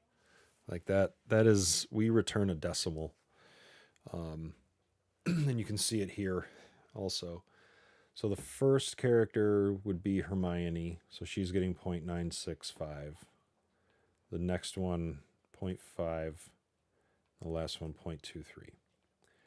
And then we sort that. And let's look back this way. Looping through AA, let's see. KT9, KTA, KTB. KT9, KTA, KTB. It's just not sorting on that from what I can tell.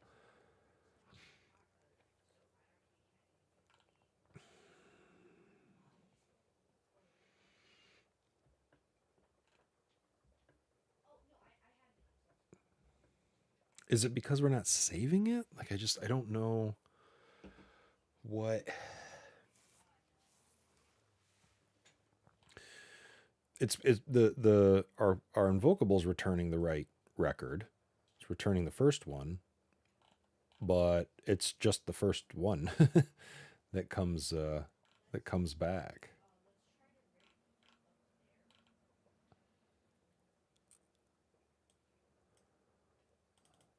Living game characters.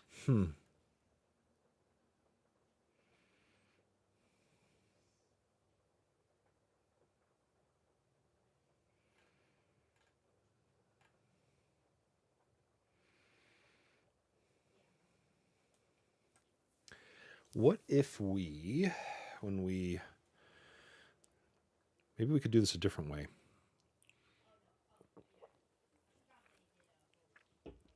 Maybe we can set this value, the sequence value, in a different way. We could set it when we create a round.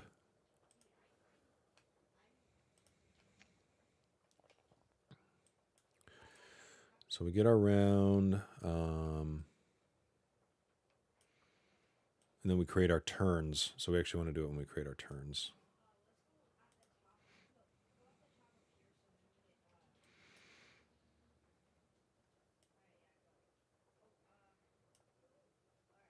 Quest step round, quest step monster, quest get game character, loop game character.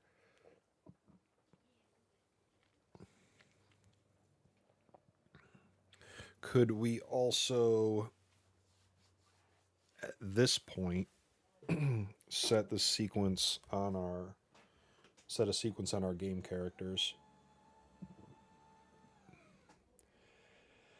This would be get random turn sequence.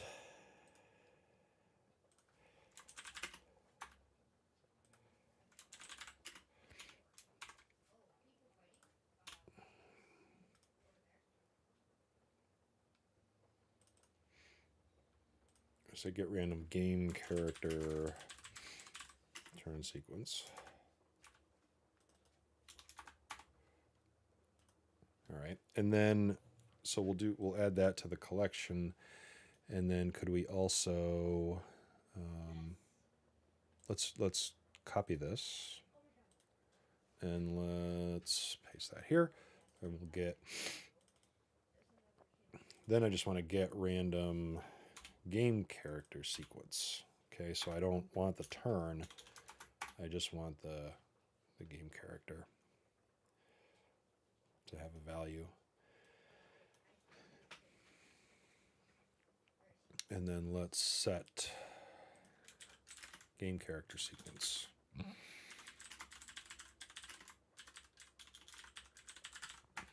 Go.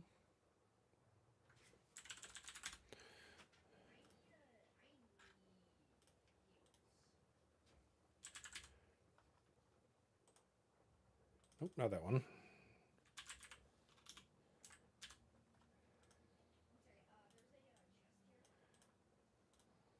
Okay. And then let's update the game characters here, just so hopefully we get that sequence in place.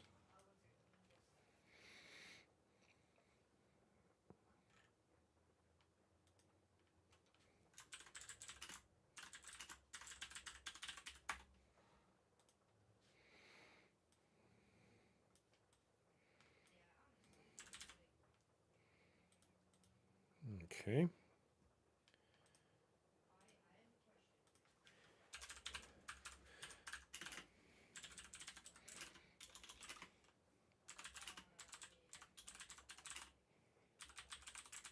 So hopefully we could then have this number be present in the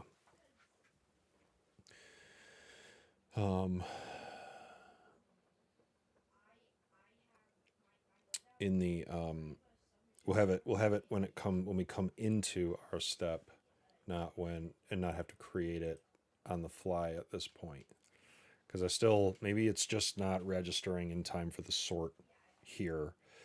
And then what we can also do is at the I'm saving the game character here anyway. I can generate its next random sequence here at the tail end, and well, let's try that. So then we don't need to do this loop. We actually just need to, let's see, get living game characters, right? We just need to sort by sequence here then.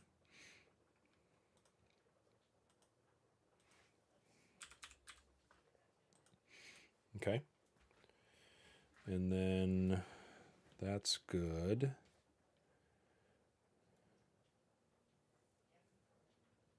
All right. And then we could get rid of this. Oh, set game character sequence to random.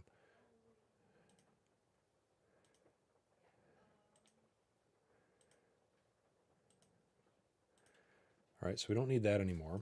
We don't need to sort them by sequence, right?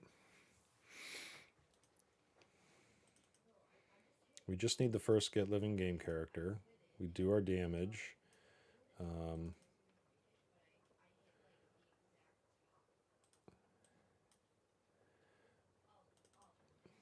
We hit the character, subtract. Well, with this here is we're going to subtract our random, right? Get monster damage.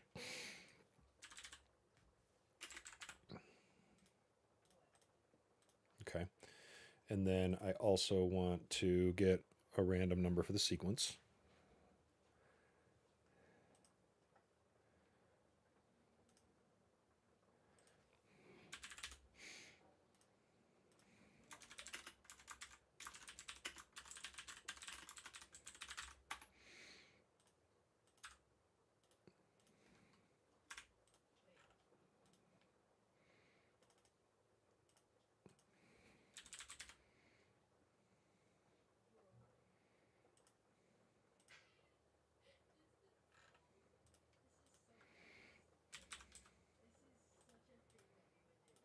There we go.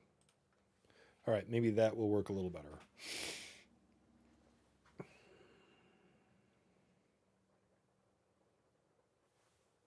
Now, so instead at the start of a turn, or when we build the turns, we just get a random sequence number for every character. We set that, and then going into this step, we have that value. And if a character does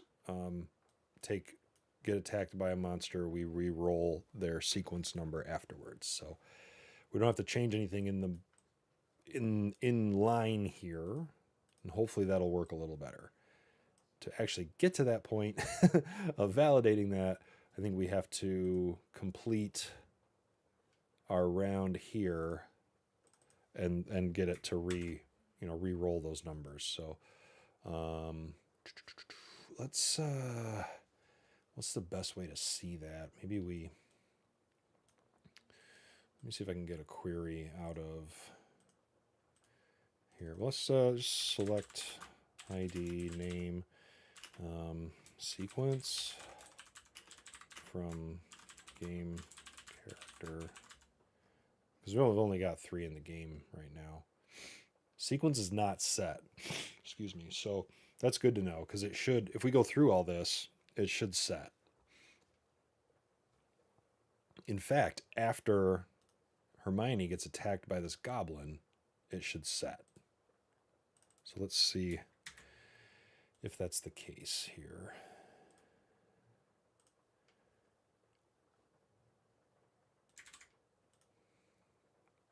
Goblin monster attacks Hermione. Okay, did it get set? Yes, it did. Okay, we've got a sequence number for Hermione. Let's get character name.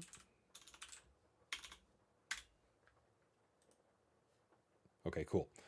So that round is done. The monster is going to attack Thor. So that's good news.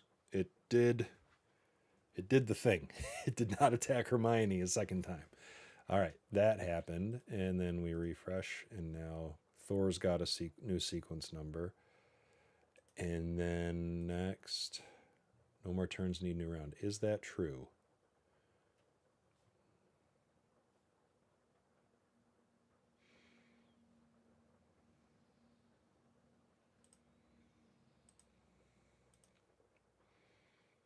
Those are all complete. All right, so we need a new round. So I don't need this stopping point here in the flow. I'm gonna get rid of this screen eventually, but I just wanted to have a hold up. Let's make sure it's doing what it should do. Okay, so now Merlin doesn't have a number yet, and that's okay. These are about to get re-rolled when we create this new round, hopefully. So we shouldn't have a 0.17 and a 0.7 in here. We should have brand new numbers.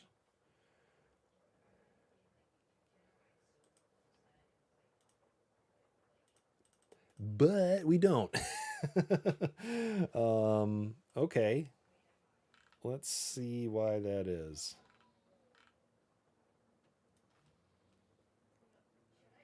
Turn type, get first game. Well, we definitely created our stuff. So did we? I almost want to, let's do this. Let's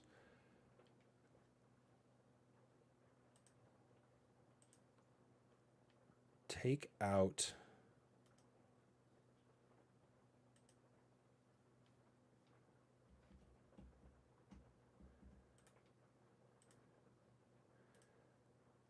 do we have 2 monsters that are still alive?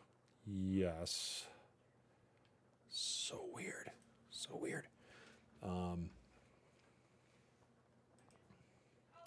We have 2 monsters that are still alive. Let's get rid of the round that just got created. Just delete this. So I think if we delete this, it'll get rid of the... Let's make sure it gets rid of the turns too. The turn, yeah, master detail with the round. So we're going to get rid of this round so it can recreate it.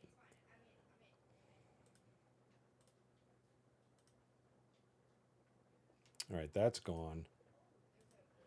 These numbers didn't change, so I want to create a new round, but I'm going to manually do that with the flow that creates a new round.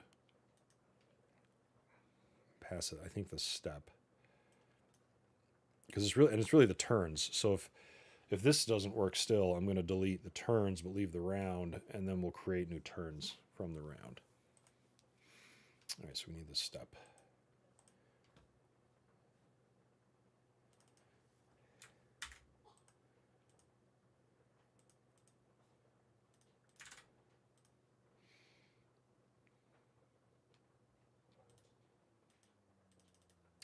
Didn't do it.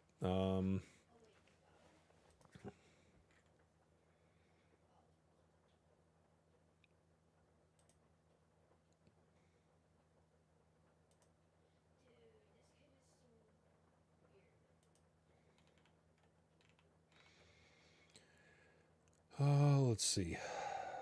Loop game characters.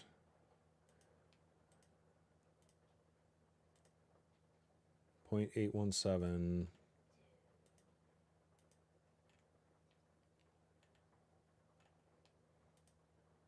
.0013.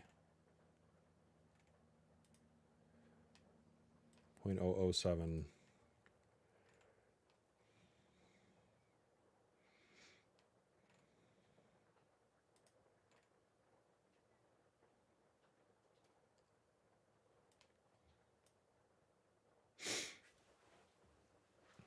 All right, it's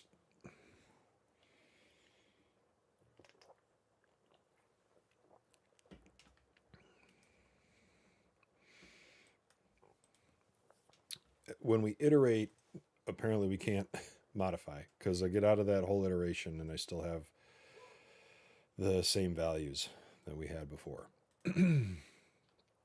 Even though up here where we said KT9, so the first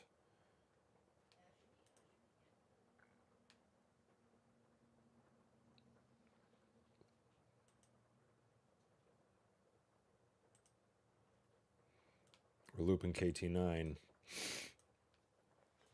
we're still not setting it. So even though we are definitely setting it, so we have to look at that a different way. It's kind of, I guess we just need to create a new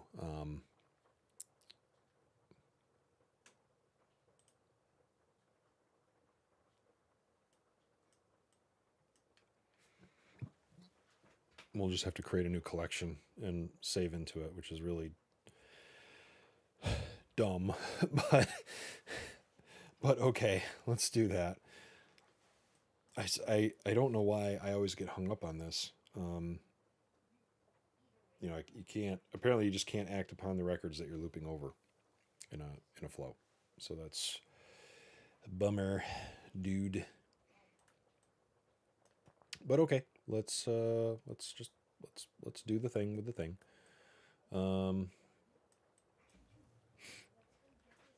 Let's create a new collection. Updated game characters.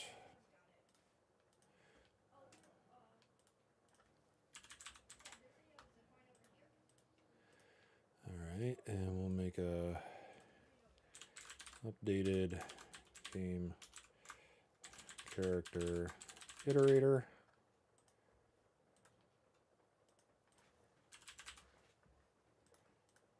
All right, and then as we loop our game characters, instead here we're going to say init updated game character, and our iterator's ID equals current game character ID. And the updated sequence equals get a random game character sequence. Okay.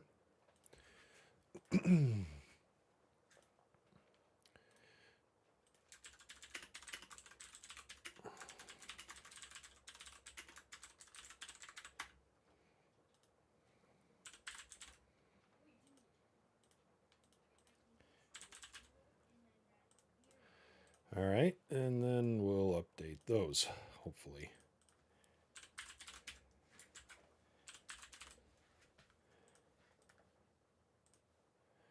All right, still working on that.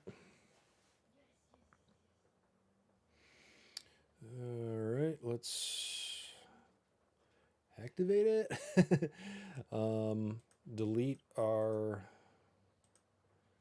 round again.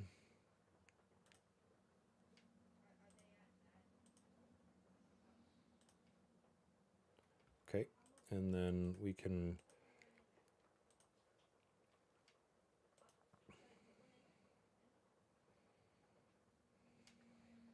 these should now have changed. Yes. Okay. That's not the funnest thing in the world, but you know, having to. I always forget that you cannot act upon the records that you're iterating over in a loop. So maybe there's a more fun way to deal with that scenario with some kind of invocable. I don't know exactly how you would do that, but you know, it might be something there. It'd be interesting to see if like, what would happen if you were in a loop, knowing that you can't act upon the record you're looping over. If you passed that record into an invocable and told it to set a value on a field, and then passed it, would you get it back? Would you get it back with the updated value? I don't know. That might be a fun experiment someday. We shall see. Anyway, that's working now. So if we go through this battle, which I am still confuzzled as to why these, I'm gonna bump up the hit points on these two monsters, so we can kind of keep going a little bit. Here you go, right? Heal potion. Boop. And heal potion. Doop. Okay. Got those now. Let's run again. That the absence of a space in there is bugging me. I want to fix that a second.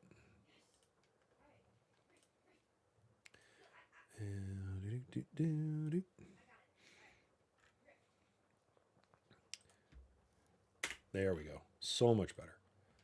So much better.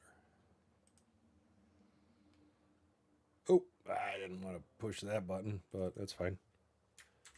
Just wanted to run again. There we go. All right. Ghost and Goblin, Hermione's turn. Got it.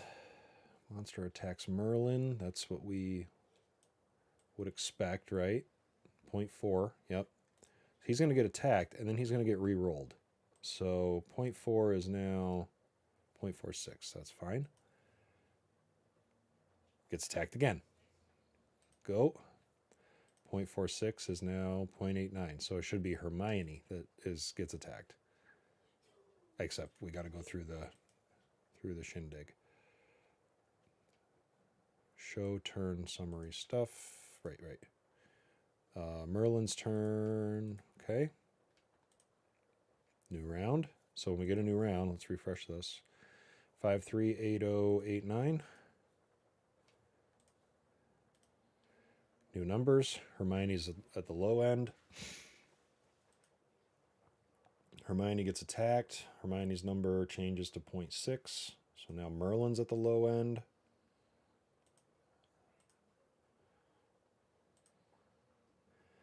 Monster attacks Merlin. All right, that's looking good now. So we have them, and what I did over in the turn, the looping, the acting on records when you're looping over. Had the same problem in the turn as I did in the play stage. I'm okay moving that back to the turn. It actually takes some, it lightens up the play execution. And there's no reason why we can't randomize that every time. So we've got that in place. That whole far right side here, we're good with now. And we could hypothetically live in a future where maybe we take these two battle scenarios and put them in their own subflows. I don't know. We'll see. I think with the fact that we can get monster damage and pass that into a subflow, and that's really the heavy lifting that's out here. There's not that much else that I would say is bad or is overwhelming. The setup data is just setup data. You got to query it out. When we're done with each of these scenarios, we have to do stuff. So other thing I wanted to look at is when a step is complete and a new step is created, that new step needs to have the right sequence. I don't think the sequence is super critical, but I could be wrong. So in this quest, right, this should be a 2, this should be a 3. So actually, if I just edit these manually a second, that's a 2, and this is a 3. So when this goes to success and we create the new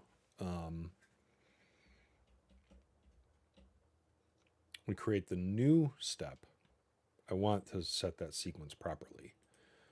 So from here, set to success. Yep. And then go to this flow.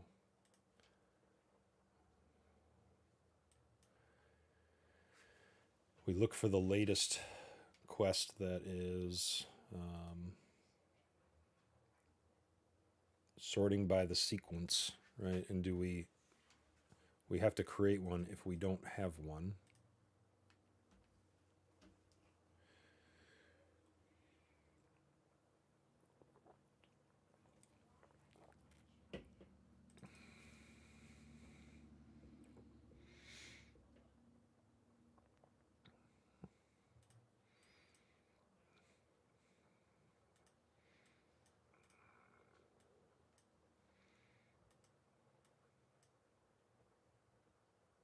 This is where the sequence matters, right? We need to take the latest game step sequence and increment it by 1 on the new, in the new one. Well, there's your problem. Right?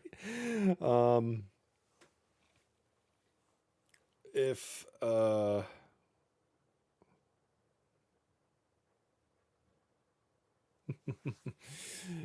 let's see, that's going to be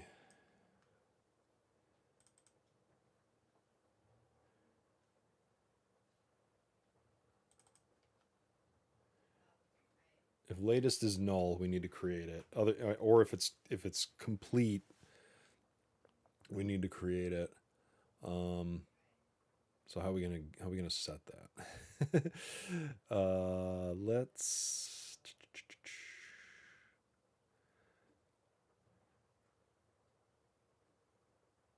I think we just need to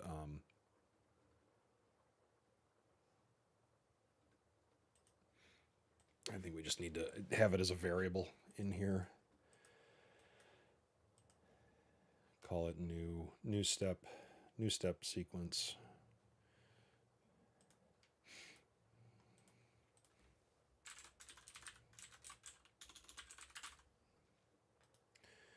And that's a number 0. We'll default it to 1. And then let's say if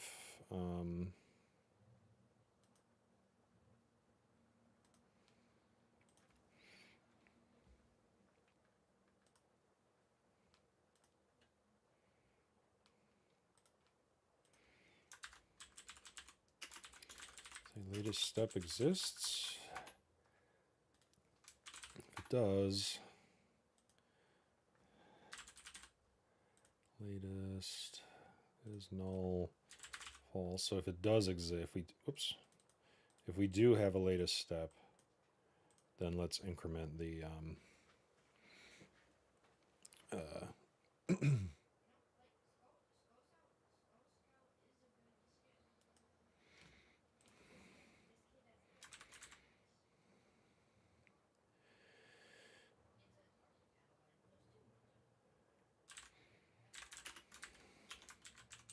This feels like a whole lot of work for a dumb number, being honest. Yeah. I really just want the... are we only returning one here? Yeah, only the first record. Okay, so we have the new step sequence at 1. If a latest step exists, then we update new step sequence. All right, so new step sequence equals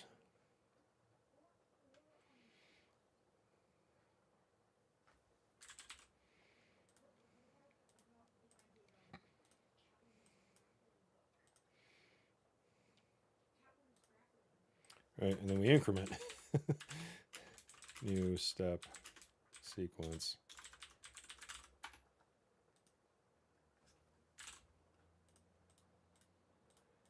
There we go. This is like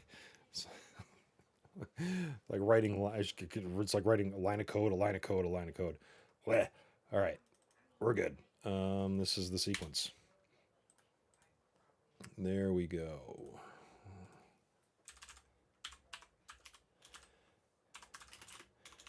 Let's see, setting step sequence. Okay. Activate that. Groovy. So we'll see that working, if it's working, when this step of the quest is over. So here's what I'm going to do. I'm going to now, hand of God,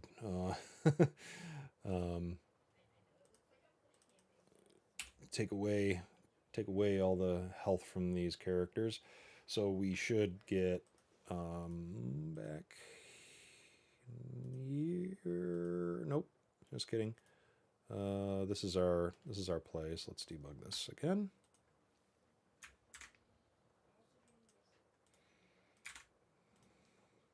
All right. Hermione fights the ghost. The ghost is dead. Merlin fights the goblin. The goblin is dead. So in this case now, there should be... no. Where are you? Game 1. Game quest. Quest step. No more monsters. 3rd round.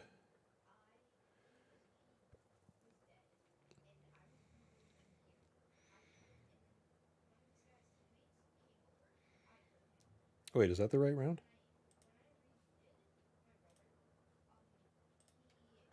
All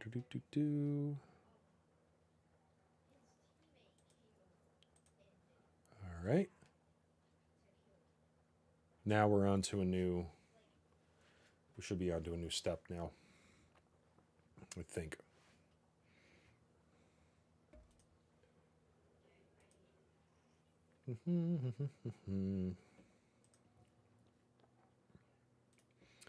To the game, to the quest. Yes, to the step. We got the right sequence. Cool. All right, that's working. Let's just take a quick look at our README and see if there's anything. Random sequence isn't working. That should be good now. Step sequence did not increment. We fixed that. end game screens, attack outcomes. We're working on that kind of. Monster disposition. When a monster dies, delete pending turns assigned to monster. I think we did that. Where does create new step logic live? I think we're good there. We're not doing all of that. No living failed game. We haven't done all that.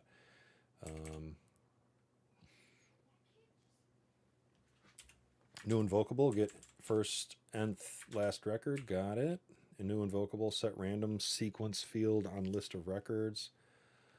That's kind of interesting because we do that a lot, right? We take a list of records and we have a random sequence field on them, usually called sequence, and we just want to say fill them. And not have to really loop through them because we're just going to do the same thing over and over again. So this might be useful. On the other hand, it might not because we may have to loop anyway. So we'll see. Variable quantity and types of monsters for sure. We haven't done that yet. Character selection, new game character selection, create new. It's a little bit of a UX thing. Probably need a turn object. Yeah, we sure do, and we did, and we've got it. Missing logic in the new game quest flow if game quest is over. Yes, we should check that. Okay, well, that's cool. We got some stuff done there. Let me do a poll. Make sure we got the latest of things here. 124. We got about a half hour left of stuff we can get in trouble with. Let's see what else we can do here.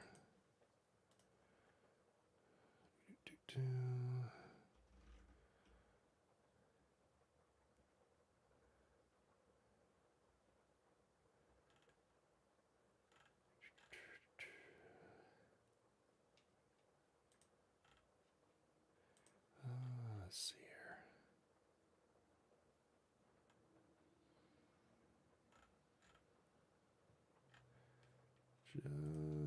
Let's go here.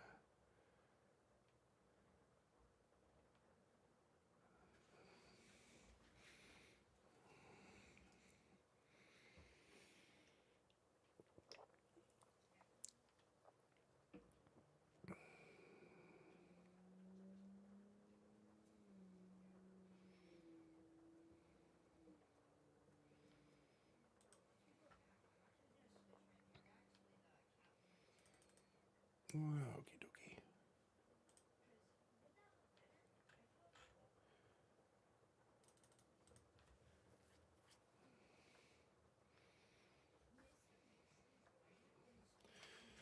Okay, sorry, just checking up on things. Okay, let's. What do we got new here? Take a quick look at our. All right, yep, those all make sense. Well, in the time we have left, let's work on this item object and let's see if we can start figuring out like inventory for our characters. Okay, an item.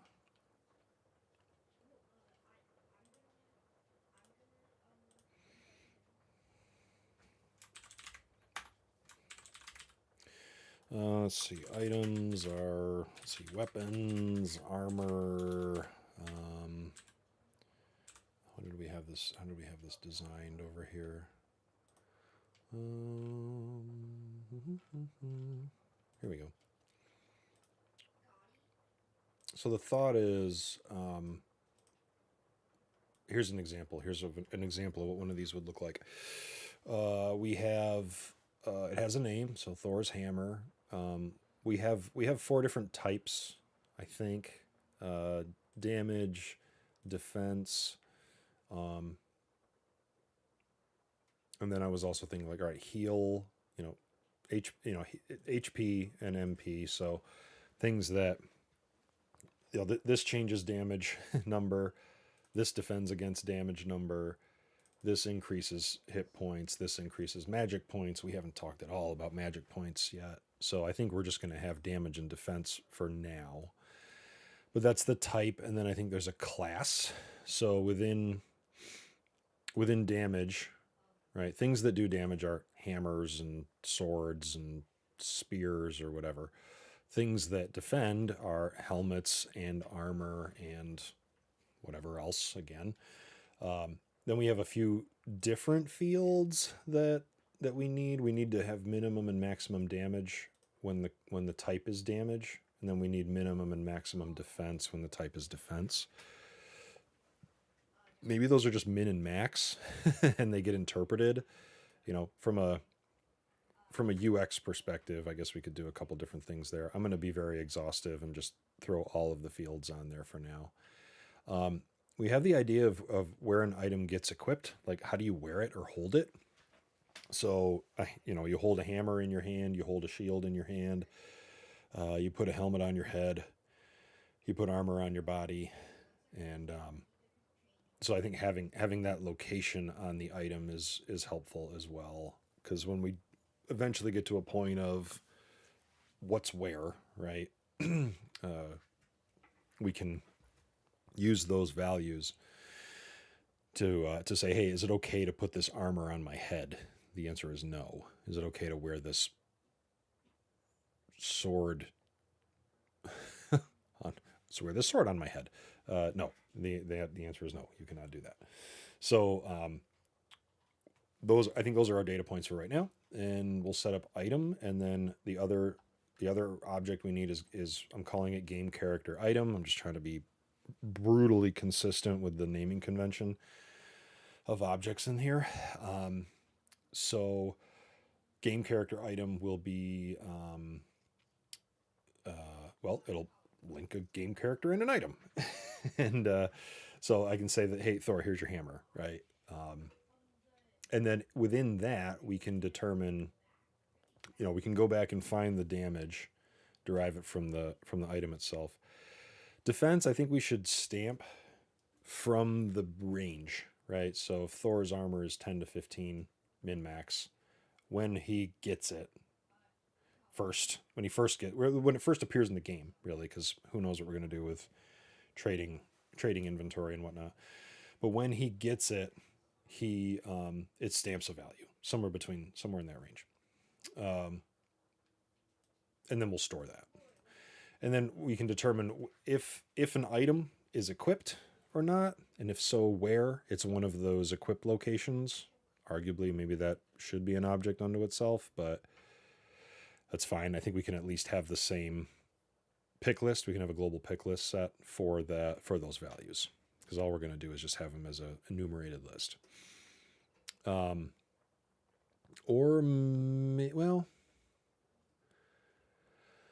Maybe, except left hand, right hand, right? Maybe what we just want to say is, I think we can deal with left hand, right hand. Yeah, I think we'll literally have like weapons go on the right, shields go on the left. All right, so we'll include those in the list, just to keep our lives a little simpler. And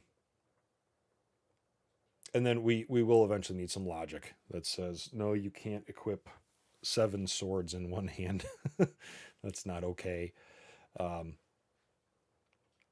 then I think there is this notion of like bag, right? So where if it's not equipped, it's in your bag. And I might redact purse, because I think it's just a big, every character's got a giant Santa Claus bag of putting their stuff in. It's infinitely sized for now. And the purse doesn't matter. The purse is just I was trying to think, do we need to separate coins out somehow once we get into some kind of money situation here? But purse is just coins. Coins can go in the bag. It's fine. So yeah, we need two new objects, one to be the dictionary of items and one to be the assignment, the inventory, really. Game character item is really an inventory of items. All right, away we go. So item, this is weapons, items, etc. Item name, yes. Reporting, let's make a tab, let's make it searchable.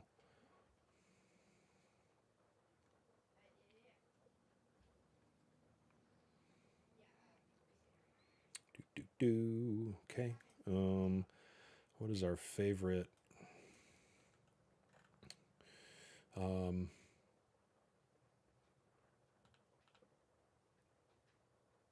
Box. Box? I don't want to use treasure chest. I want to save treasure chest for something else. Let's use box. We're going to hide all those, and then we're going to do our good old fashioned permission set mojo here, now that we have a new object. So let's duplicate and open that. And permission sets.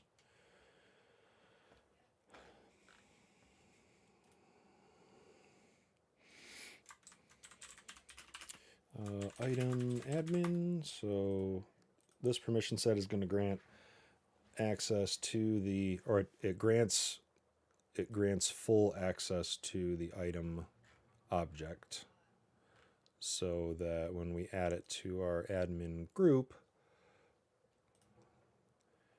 they have full control. And eventually when we have players, they will have less control over this. All right, and let's assign that to our admin group before I forget. Nope, that's wrong.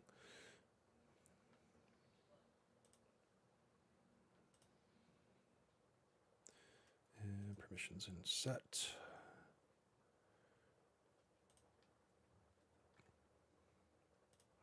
Add item. Okay. All right, and then let's see, is that already in our... Do we see that as a tab? Yes, we do. Cool. All right, so I'm gonna drop one in here. We need those other fields, but Thor's hammer.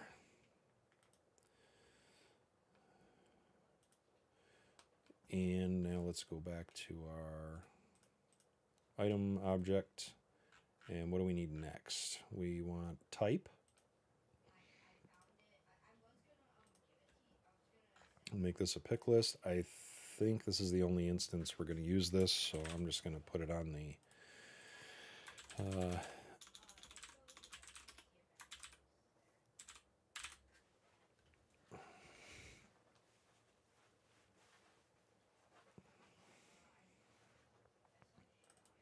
or is it attack and defend?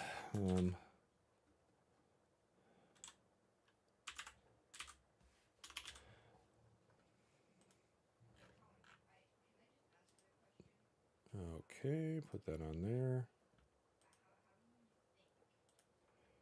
And then we'll do class.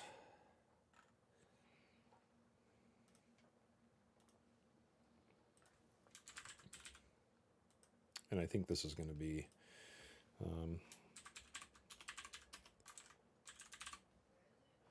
sword, hammer, staff, wand. There'll be more. Let's do those alpha. And there'll be more. Actually, I should go back, because this will be sword, hammer, staff, wand, and then armor, helmet, shield, boots. Let's go with that. Okay. And then we're going to need to do, can we do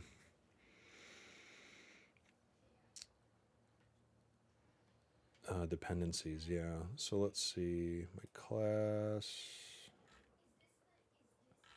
And then dependencies. Let's make a new one. So type and class continue. All right, so attacks are hammer, staffs. Oops. Hammer. Am I doing it wrong? Can I? Oh, control click. Sorry. Hammer, staff, sword. Ugh, sword, wand, and include those. Armor, boots, helmet. Yuck. What is... Okay. Include, and then exclude. Okay. Groovy. And then hopefully those are...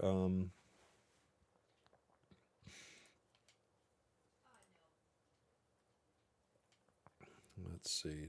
This is an attack. It's a hammer. And save. Okay.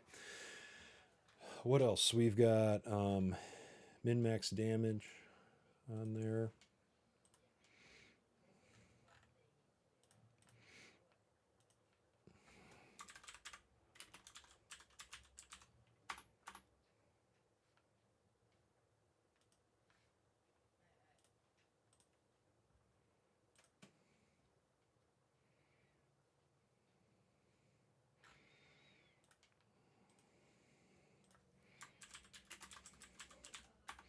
Max damage.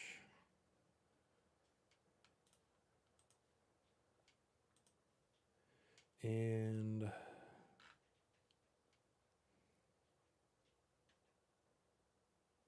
maybe it is just, could I just get away with 2 fields there?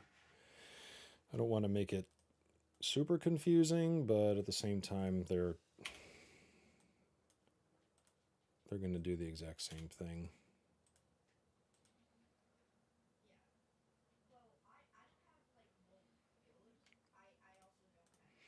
It's kind of like start and end, like you have date fields on everything under the sun for in a Salesforce org when it comes to if you need auditing.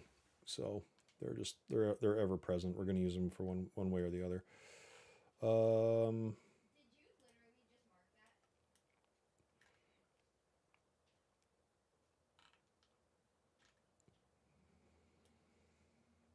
And then let's say equipped, right? This indicates how it's equipped. So this will be a pick list.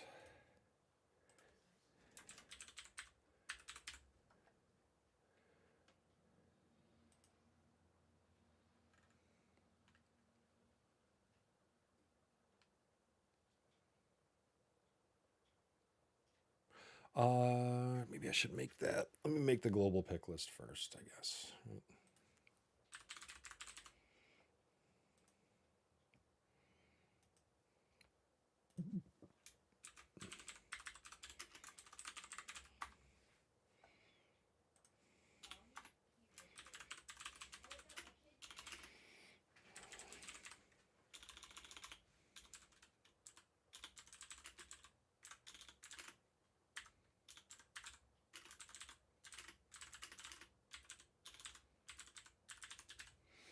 Enumerates where, let's see, item. Would it be item equipped options? Let's go with that. I think we're just using it for that. We may need to just change. Okay. Head. Body. Can we do can we do field dependency? The global pick list value? Maybe it doesn't matter. Maybe it doesn't matter. Head, body, left hand, right hand, feet. What else?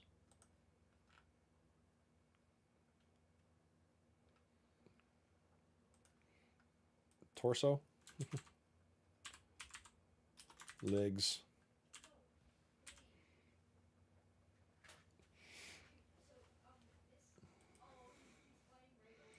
legs, feet, bag. And we can alpha these too so we can actually see them. All right. Back over to, I don't think I'm on my object anymore. And we'll call this pick list equipped.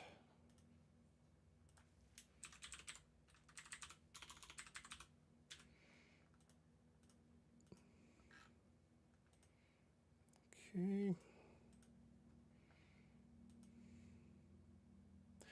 So can I do anything with, if I use type, can we do this? Oh, we can do this. Okay.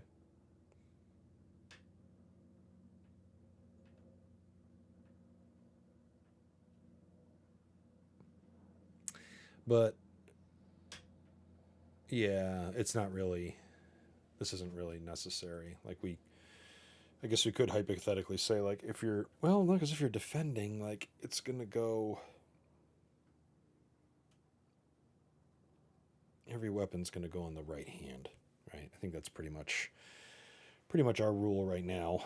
And if that ever needed to change, then we could make it more more specific. But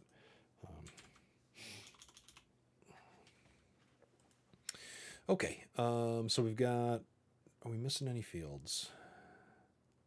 That's how we equip it. I think that's it. I think we're good there. So let's make some, let's update these weapons here.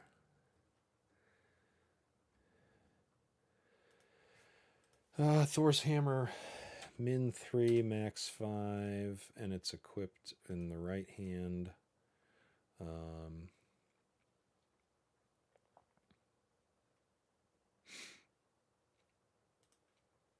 Okay, new. I'm gonna just make a few generic ones, right? Like this is a staff, and it's for attacking, and it's a staff, and it does 1 to 3 damage because we know it's going to shoot magic at some point. Right hand, good. And then I think I'm going to take the Thor out of Thor's hammer. We'll just call it hammer. There we go. And Hermione's wand. So wand is attack class. It's a wand. We're going to go 1 to 2. And it's a right hand. There we go. Okay, so there's 3 items. And that is our, armory, if you will, of stuff that we can use.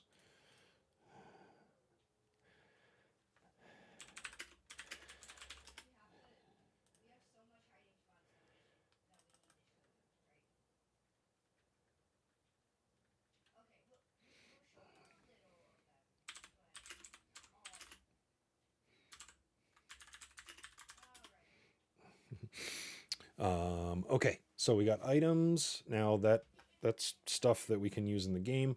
Now we've got to assign that to people. So we're going to make a game character item object so we can assign these items to our game characters.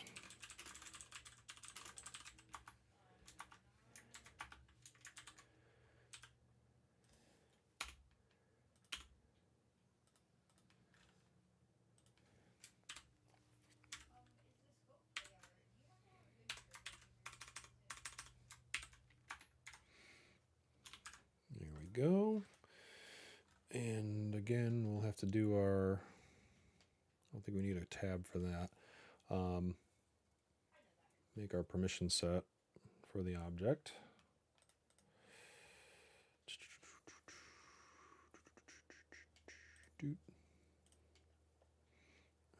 Okay.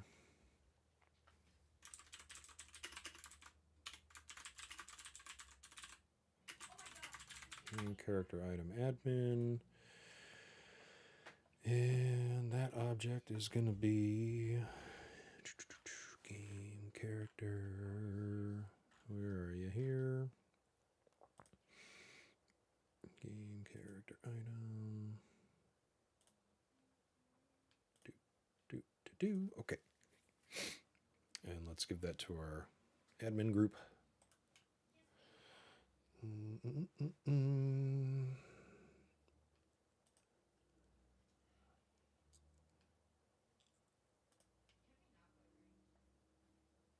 And where are we? Wait, what am I missing here?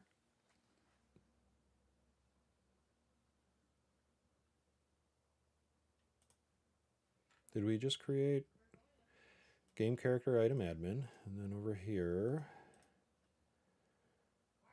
let's do this. And add permission. Okay, game character item admin. There we go. Got it. Okay, so now we should be able to take that hammer that we just created and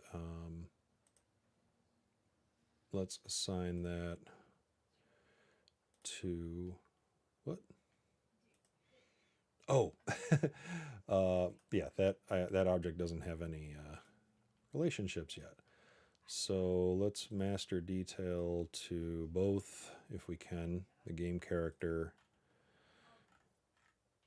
and we can't do the game character because it's already in a master detail. Well, at least to the item, right? Okay, game character items, and that's good. And that's all there, and that's that, and yep, game character items, save and new. Now let's do a lookup to the game character. And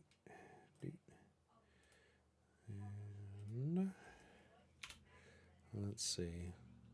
What to do if the lookup record is deleted? Clear the value. Yeah, we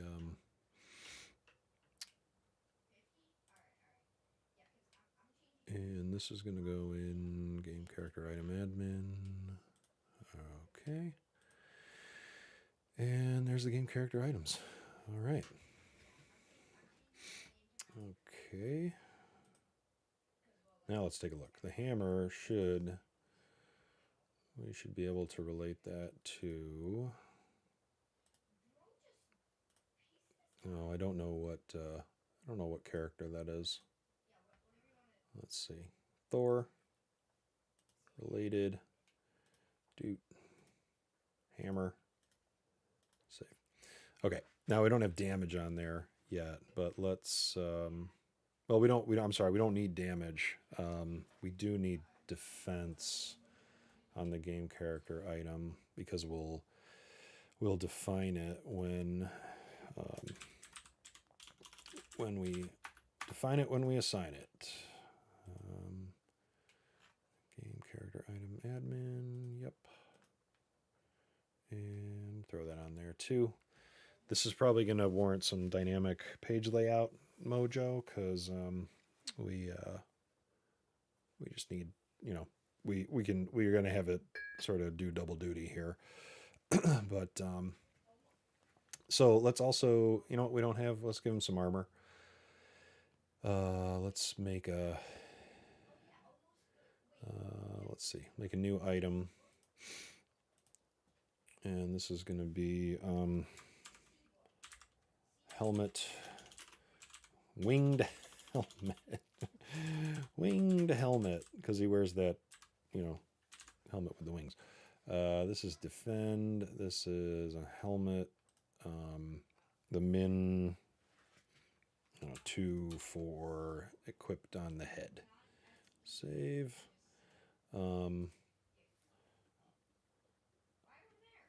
What is so that should, okay, that's good. So back over to our game character. Are we on Thor? We're on Thor.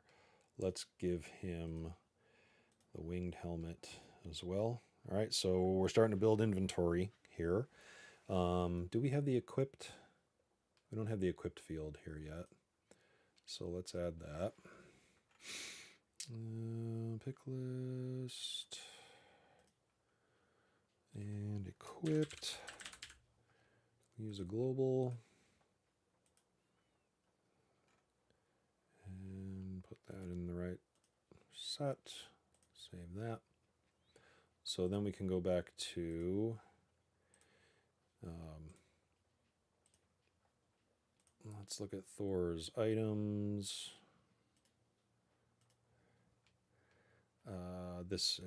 See, so this is, the item, okay, the item is the hammer, and we don't need defense on that one.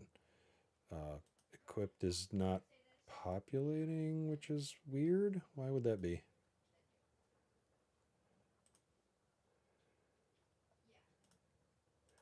Okay, the hammer is going in the right hand. Cool, and then, oops. Let's go back to, nope, not Thor. Thor in the game. And this is his helmet. And that's going to be on his head. Okay. All right. We are doing good. We have some, we've got, at least Thor has a helmet and a weapon now. So what we will do from here, perhaps not right this minute, but from here, we'll take those damage values and we'll apply them back over to our damage, the damage and defense values, bring those back over to our play logic. And that'll handle the character side, but then on the monster side, I think we need to be able to put damage and defense onto the monster, right? The monster is kind of a weapon and an armor unto itself. We could go crazy and say, what kind of weapon and armor are the monsters wearing? Maybe we could get to that point at some point in the way future. But for right now, I think we could just say these monsters do a damage in this range, and they have defense in this range. Again, I think it should be relative to the or consistent with, in a range with the party, you know, who's got the weakest damage and who's got the, you know, the weakest to strongest damage, weakest to strongest defense, and average within those, or again, use those as random points, plus or minus 10 or 20%. We could throw some things in like that. But yeah, that was probably a battle for another day. Let's do one more pull here. But we got our items, we got our game character items, we got our battle, damage, logic rolled up into a subflow. We fixed a couple of bugs, and, you know, we're building a role-playing game on Salesforce because we can, right? Let's get all of this pushed up into episode 6. Just going to do a push of all of that. We definitely have a branch, which is weird. So that should be up and out there now. Let's just make sure. Yep, okay. Branch episode 6 is up, and it'll get merged in eventually. Some updates to do on the README, and I feel like we made it. So first episode on Twitch and LinkedIn and YouTube seemed to work, thanks to the Restream app for making that work. And I think we're in good shape. I'm just going to take one last look across all the apps here. Appreciate everybody kind of bearing with me figuring out how this stuff works. But yeah, I think we're good. I think we're done here. Thanks everybody for hanging out. I'm Tom, and we'll be here Fridays from now on, 11 to 2. Maybe a little bit more free time for people to tune in and hang out. And we'll talk to you next time. I'm Tom. Can't do that on Salesforce. See ya.